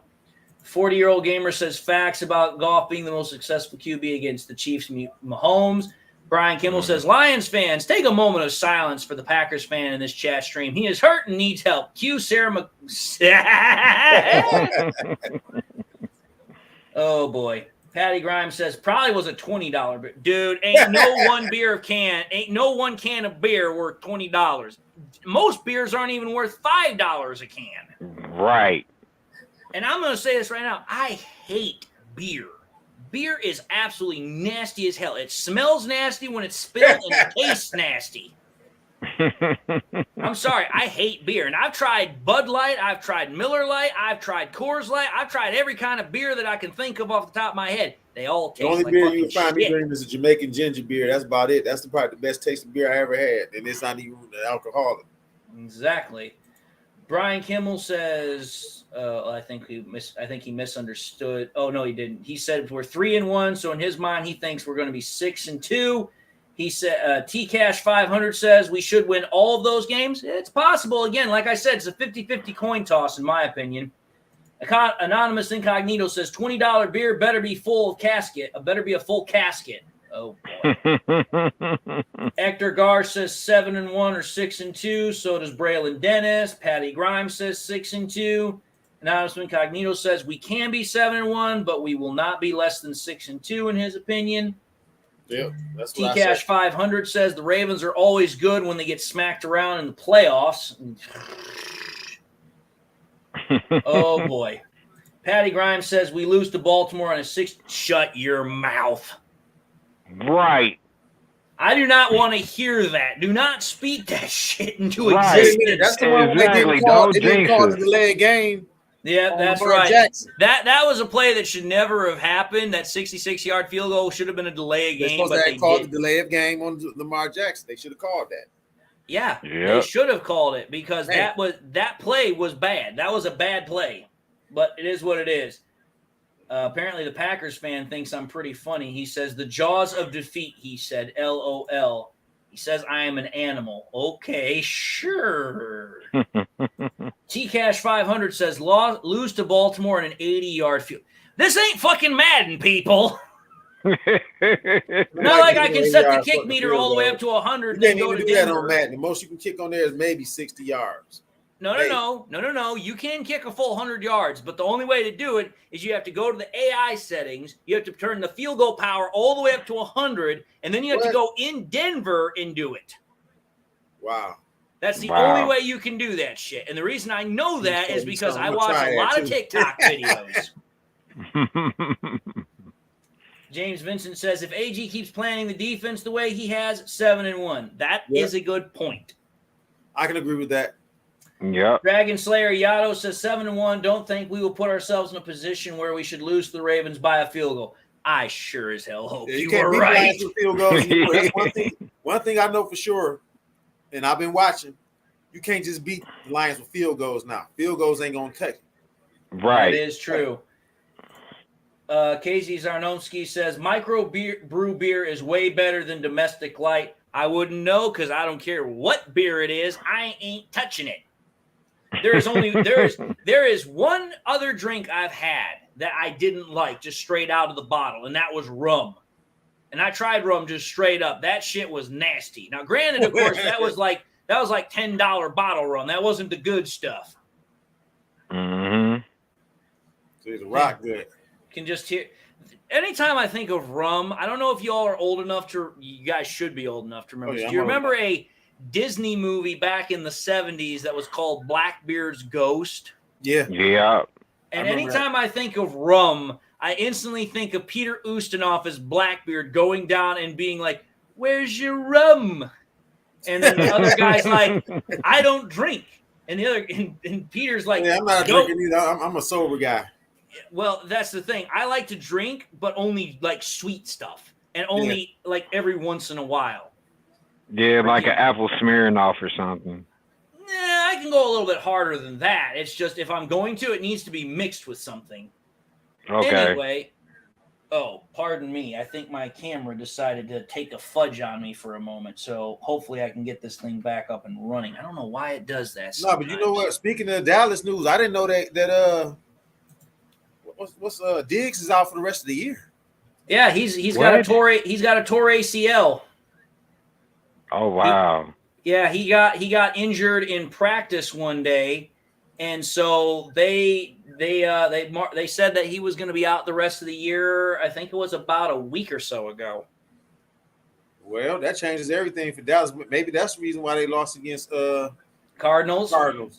Possibly. I was shocked when I said they lost against the Cardinals. The Cardinals don't even have a starting quarterback. And they probably won't for a long time. It just came across Twitter that he's not even ready, and they don't think he's going to be ready for several more weeks. Might as well sit him into next year. He might not make it to next year. Mm-hmm. Brian Kimmel says, I don't think it's Baltimore. I think it'll be one of the other games we overlook. Johnny Detroit says, I don't sleep on Tampa. Anonymous Incognito says, vodka tastes terrible. Rum's not bad, LOL. Rum tastes bad in chocolate balls, though. Yuck. I hope you certainly mean the candy. I would not have said that. I'm still saying it all the same because some of these people can get rather I'm not saying you. I'm talking about the person who is Anonymous Incognito. Dan DeNutt says, come to Japan. They serve beer and shuhi and kegs at games carried on the backs of hot-looking girls. I'm married, so no thank you. Hey, I'll take it. Let's see here. Patty Grimes says, beer and donuts are great. Ew. No thank you. No thank you. Disgusting. There's only one thing that goes well with donuts, and for me, it's the brown donuts you get in the fall at the pumpkin patches, and that's good apple cider. Hard-pressed apple cider is the best thing to go with donuts. Braylon Dennis says, martinis? I haven't had a martini, but I'd be willing to try it depending upon how it gets cooked. Or not cooked, how it gets made. On here. Exactly. Let's see here. Donkey Kong says, I wonder when Hooker takes over the reins. I'll tell you when, about 4 to 5 years. Yep. That's more like never. Anonymous Incognito says, my favorite alcohol drink is ciders, and one of those I most prefer is the fruity base ones. Now that I could get behind. The fruity, the sweet tasting drinks, that I can get behind. All right, let's get into the final topic of tonight's show here. So, here we go. Chemical, you'll start us off here. So, here it is. The Lions are set to play the Panthers next week at home. This team effectively ended the Lions' playoff hopes last year. How much of a revenge game is this for the Lions? This is gonna be an ass tapper and an ass smacker, and smack them up, smack them down, flip it up, and get them up out of here. Right now, Carolina's not the same team they were last year. It's gonna be a totally different game, especially with our defense playing the way they're playing, and getting Jamo back. That's gonna add a little spice to the sauce. It's gonna be a burner. All right, what do you think, Chris? What are your thoughts on this? Well, like Usher's song, "Let It Burn." Let it burn. I know that song very well. That is a good one. I'm gonna say this right now. Let's consider what we know for the truth to be about this. The Panthers are 0-3. They're going to play the Vikings tomorrow. Probably going to lose that game, go 0-4. Then they're going to travel to freaking Ford Field. And let's think about this. Ford Field is going to have a whole bunch of Lions fans that just went up to Green Bay, witnessed us just put a whooping on the Packers. And now, oh, by the way, we're welcoming a team that ended our playoff chances last year to Ford Field with a quarterback that's 5'0" with freaking stiletto heels on. And now we're looking to put a hurting on the young quarterback, provided, of course, he does play.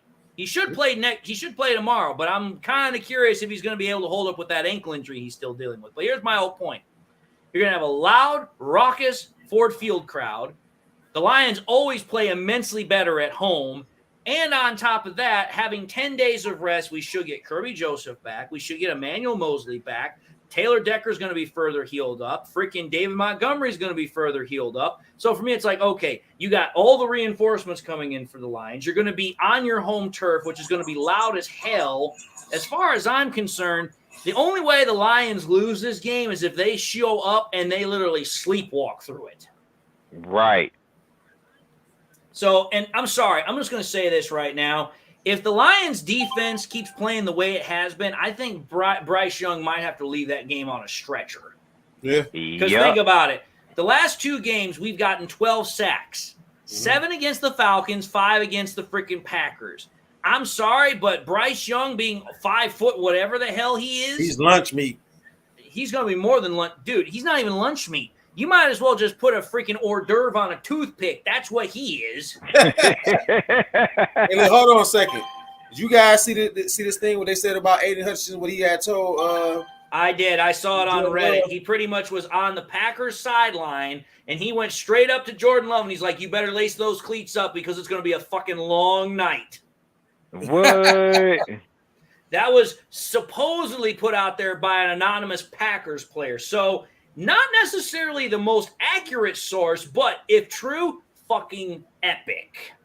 Yep. Because I don't know if Hutch would do that or not. That sounds like something he might do, but I also know the Lions players are not that typically like forward about that sort of shit. Though granted, of course, there was a Packers fan that flipped off freaking Amon-Ra St. Brown and he blew him a kiss. Yep. Yeah, I seen that bullshit. Yep. Let's take a look, see at some of these comments here before we call it a night here. So, James Vincent says, is Mike's Harder fan? I'm a Mike's Harder fan. Sorry. Okay. Brian Kimmel says, David, next time you come to Michigan, you should hook up with Lions Syndicate and have a live watch party with all the guys. Dude, I'm telling you this much. That would be fun to do. So if I ever get the chance to do that, I'll definitely talk to Derek. Me and him are good. We're good buddies. We're good pals. I'm sure he'd have no problem with it. Braylon Dennis says, revenge, revenge, revenge. Absolutely. That's going to be the name of the game. Lions of Detroit says, I don't think it's about revenge. It's about winning for the sake of winning, period. But if you can get revenge in the same token, why wouldn't you go for it? Right. Lions of Detroit says, if anything, the defense will continue to prove it can continue to defend the run, which is something it definitely needs to do because the Panthers ran over our ass and spanked it out of the stadium last year. Yeah. Yes, they did. Brian Kimball says, Bryce Young versus our D-line. Poor little guy. Kind of reminds me of, what the fuck is it called? The scene from Toy Story. You are a sad, strange little man. Hector Gar says, this is a lock the door, throw away the key, hide the bodies, don't call 911 because we didn't see nothing. Lions of Detroit says Carolina is dead meat. Patty Grimes says, David, are you taller than Young? Actually, yes, I am. Because I am listed at 5 foot, 5'11" and a half, sometimes 6 foot, just depends on who's measuring.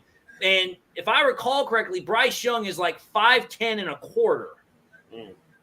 Wow.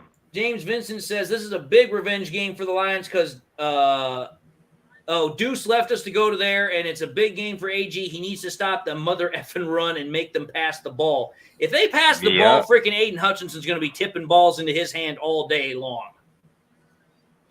Lions of Detroit says if the Lions defense keeps pace, they could go 15-2. Possible, but we'll see what happens. Braylon Dennis says Bryce Young's ass is grass. His ass is definitely going to have grass stains on it. James Vincent says 6 or 7 sacks on that rook. Anonymous Incognito says, to be fair, height and their lack of isn't everything with QBs. Doug Flutie was amazing even when I was cheating against him in Canada, but was upset that the Bills refused to play him. Here's the thing. Height isn't everything. This is true because there have been some successful quarterbacks that have been vertically challenged, so to speak.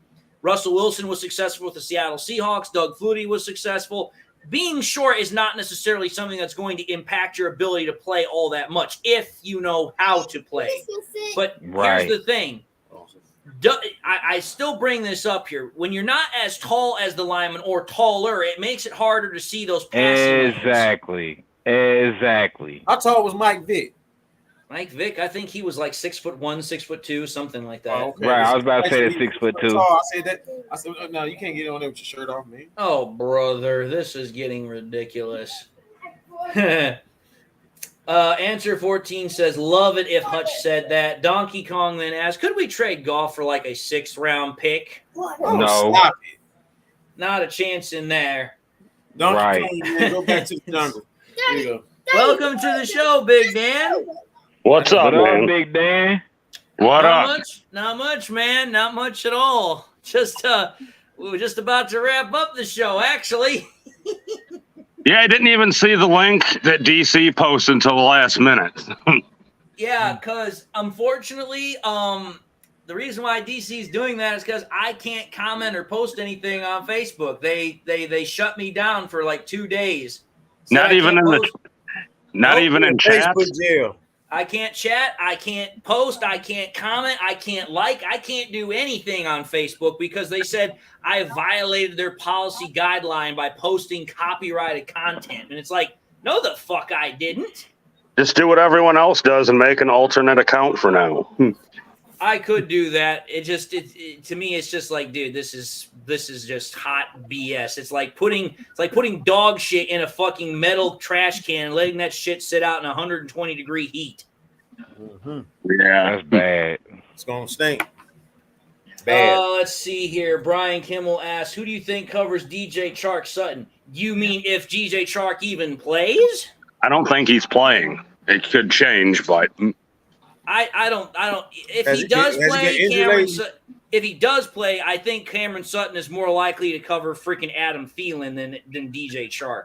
I think Chark would probably get covered by Emmanuel Mosley or Jerry Jacobs. Mosley, pardon me. I hope Aaron Glenn comes with a similar game plan these past 2 games. I mean, it was pretty cool in Green Bay, except for that third quarter. I was having flashbacks. Yeah, it was a little lax. I mean, the thing about it is that, again, taking a look at Aaron Glenn's defense the last 2 games, I'm glad about how well it's performed. I really am. But again, I've seen this Diamond Dance play. I know what's about to happen. I know the other shoe's about to fall. We're going to have a game where everyone's expecting the Lions are just going to run shot all over them, and then, boom, all of a sudden, Aaron Glenn's defense can't do shit for Shinola. Well, that third quarter, we had Jordan Love in the first half shut down to under 100 yards passing. Like, I think he only had like 60, 70 yards. Then he went soft coverage in the third quarter, and he carved us up. I was having flashbacks there. I was getting nervous. They got within 10. That was around about the same time that Brian Branch had went out for the ankle injury. Yeah. I mean, the thing about it is that, I like the fact that we get 10 days, well, now 8 days to prepare for for the Carolina Panthers. We're going to get a lot more healthy. We're going to have a lot more time to kind of look at the Panthers game tapes and kind of figure out what's the best way to prepare against them. But for me, it's just like, the thing that I don't like is that the last time we had 10 days to prepare for a team was the Seattle Seahawks, and look what happened then. Yes, the defense performed better than it did last year, but not by much. I'm not taking them lightly either because they're 8-3 overall against us, and we haven't beat them since 2018. So they've kind of had our number just like Seattle has. Yep. The only thing and the other thing about it is that we've played against some scrambling type QBs the last couple of weeks because Ritter can run, Love can run, freaking Mahomes can run. They all can run, and so can Geno. But the thing about it is they're much more seasoned to just throw the ball. The thing with rookie quarterbacks that I always know is that rookie quarterbacks, whenever they get in trouble, they instantly go to running. They instantly scramble. So I think against Bryce Young, especially seeing as how short he is, that will definitely be something that I want to see is, okay, if push comes to shove, can we stop that scrambling quarterback from breaking us out, whether it's in the middle or going outside around the edges? That's if we play Bryce Young, because last week they had Andy Dalton starting for him. So I don't even know which one we're facing yet. Yeah. James, don't worry about future links. I'm going to be back on shortly anyway. Again, Facebook's just being stupid. And if they try to shut down the account, then I'll just do exactly what Dan's saying. I will just remake a new one and just go from there. It's stupid because they say I freaking posted copyrighted content, and it's like, no, I didn't. Nothing about what I've ever posted in my live streams has ever been copyrighted. Nothing. You should make an alternate account regardless, just for that reason. So if you get shut down again, you have another account to fall back on. Yeah. But anyway, it is what it is. I guess I can go through some of these questions, Dan, so that way you have a chance to kind of go through this stuff because you didn't show up, and I don't want to just kind of not give you a chance to talk. And it would be kind of fun to see how some people would react to those that kind of came in a little bit later. So I'll just start back off since, whatever it is. And some of you other guys can jump in because I know Chemical came in pretty late also. So we'll start back up at the top. So what were the biggest winners from the Lions win over the Packers? What do you think, Dan? Do you have any winners? Aiden Hutchinson getting another sack and a half in that game. Amon-Ra St. Brown, our offensive line, our defense, with the exception of that third quarter.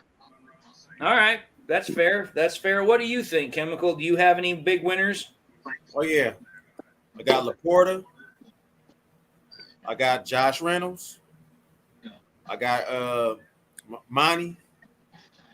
I got Aleem McNeil. I got Kaminsky, Bugs, Branch. Do you just want to put the whole team out there? Yeah, it was almost everybody. Everybody was taking licks, taking their turn. Well, I actually want to jump in with that question because I didn't get that question. Go ahead, then. What do you got? It ain't Dylan no more. It's Demo, and Demo. Who's next? Yeah. Fair enough. All right. So on the flip side of that question, who do you think were the biggest losers from the Packers, if there were any? Who do you think was a big loser from that game? What do you think, Dan? Jordan Love for that poor first half that he had. I think a couple of their receivers were dropping some passes too. Was it Dobbs or somebody else? But yeah, those two. All right, fair enough. What about you, Chemical? I know you didn't get a chance to answer that question. Were there any losers, in your opinion, for the Lions from that Packers game? Damn near their whole team. The running back, I can't even remember his name right now. He was saying that was talking trash last year, said that we were no factor. And he turned around. How many yards did he get? Like 24 yards this game? If that? Something like that. You're talking about Aaron Jones, right? Yeah, Jones. He barely got any yards. We shut him down, shut him up. Brian Branch made him do a windmill on that one hit. He flipped through the air. Yeah, he did. Helicopter.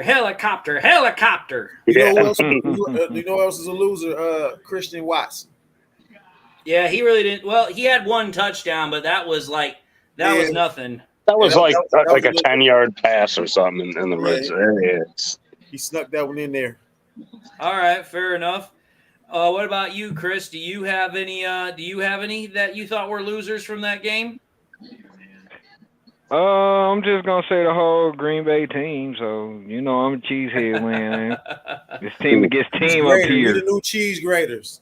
All right, fair enough. Fair enough. Okay, so let's see here. What's another good topic to go over really quickly that I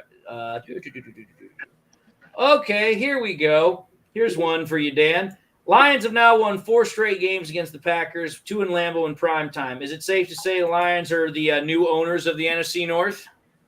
Oh, hell yeah. They're not only – Sheila owns 2 teams now, the Lions and the Packers. That's great. I love that. I love that. What do you think, Chemical? Do you think the Lions are the new NFC North owners? Indeed, they are. They are the kings of the North. Kings of the jungle, kings of the North. All right, fair enough. Fair enough. Did you get a chance to answer that one, Chris, or no? Yeah, I did, and I'm gonna keep the same answers. We are kings of the North, like I tell these cheeseheads, but they still don't believe it. They say, "Oh, Green Bay is gonna come back." No, they ain't. When? This is the Green Bay when we were stomping that ass. What was that? They was 4-12 in '91 when I was my senior year in high school. We went to the playoffs 12-4. This is Packers that Green Bay team. Packers of the 80s was not very good. Welcome back them days. The Packers of the early '90s wasn't that good until Brett Favre got there. The way I look at the Packers right now is the freaking theme song from a very good TV show. Sunday, Monday, happy days. Tuesday, Wednesday, happy days. Well, that was in Wisconsin, by the way, wasn't it? Yeah, it was. Hey, the Fonz.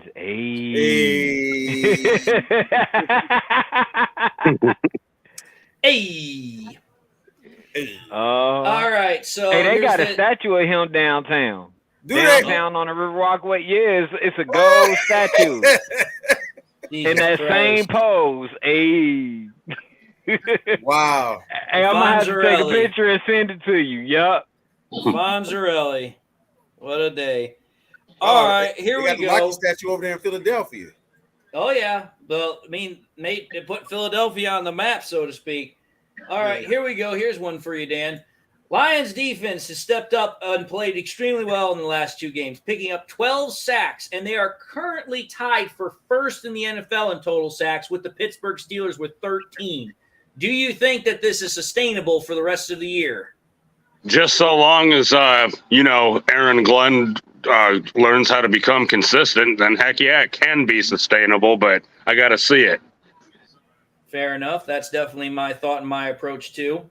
What do you think, Chemical? Do you think this pace of sacks is sustainable for the Lions? One game at a time. Like I said, as long as AG keep on doing what he's been doing for the last 2 games, I think we can do it. One game at a time, though. All right. Fair enough. Fair enough. I asked this question earlier in the show, too, and it got quite a lot of conversation points, but we'll go with it anyway.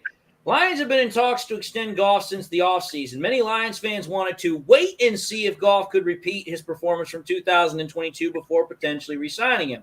So far, Goff has been top 10 in every category to start the year. Do you think it's time to re-sign him before his asking price goes up? What do you think, Dan? I would do it, but I think the team will end up waiting until right after the season's done, because I think they want to see how the whole thing plays out, and I also think they don't want them to be distracted by negotiations during the season. Fair enough. Fair enough. What do you think, Chemical? Well, I've heard this from Brad Holmes. He was saying that they've been in good negotiations with Goff and his team since the offseason and everything is going in the right direction and it's positive. So I believe that we're going to sign him and everything. But like I said, they don't want to be distracted, right? They probably already even told him that we got the deal ready for you. We just want you to go. We're going to come out with it when we're ready to come out with it. Yep.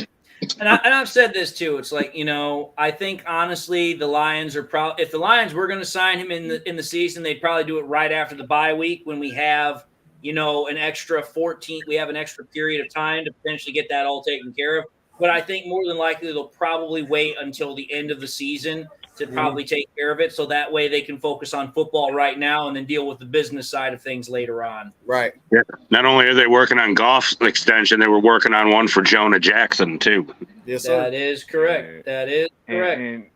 And see, on my opinion on that question, I think they're probably gonna, like y'all say, wait to the end of the year.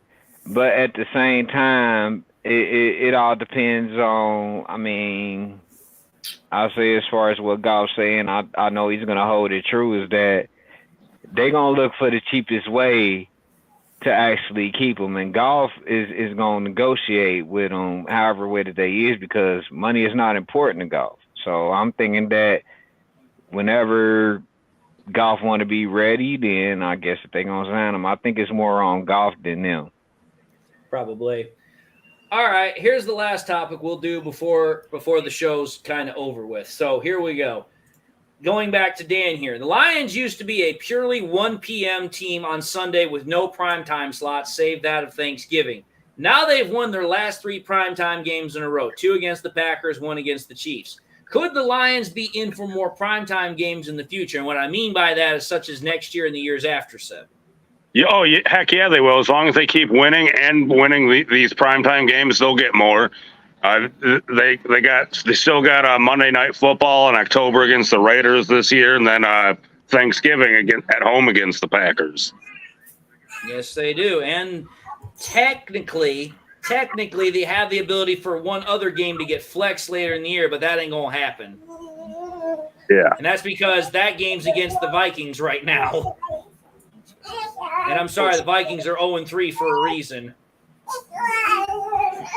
All right, Chemical, what do you think? Do you think the Lions are slotted for more potential primetime games in the future? I believe so, because I can take it back to the past when Caldwell was here. We had a lot of primetime games in the Caldwell era. We had quite a few. Fair enough. Chris, did you get a chance to answer the primetime games? Uh-uh. Well, what do you think? Do you think the Lions are more in line for more primetime games in the future?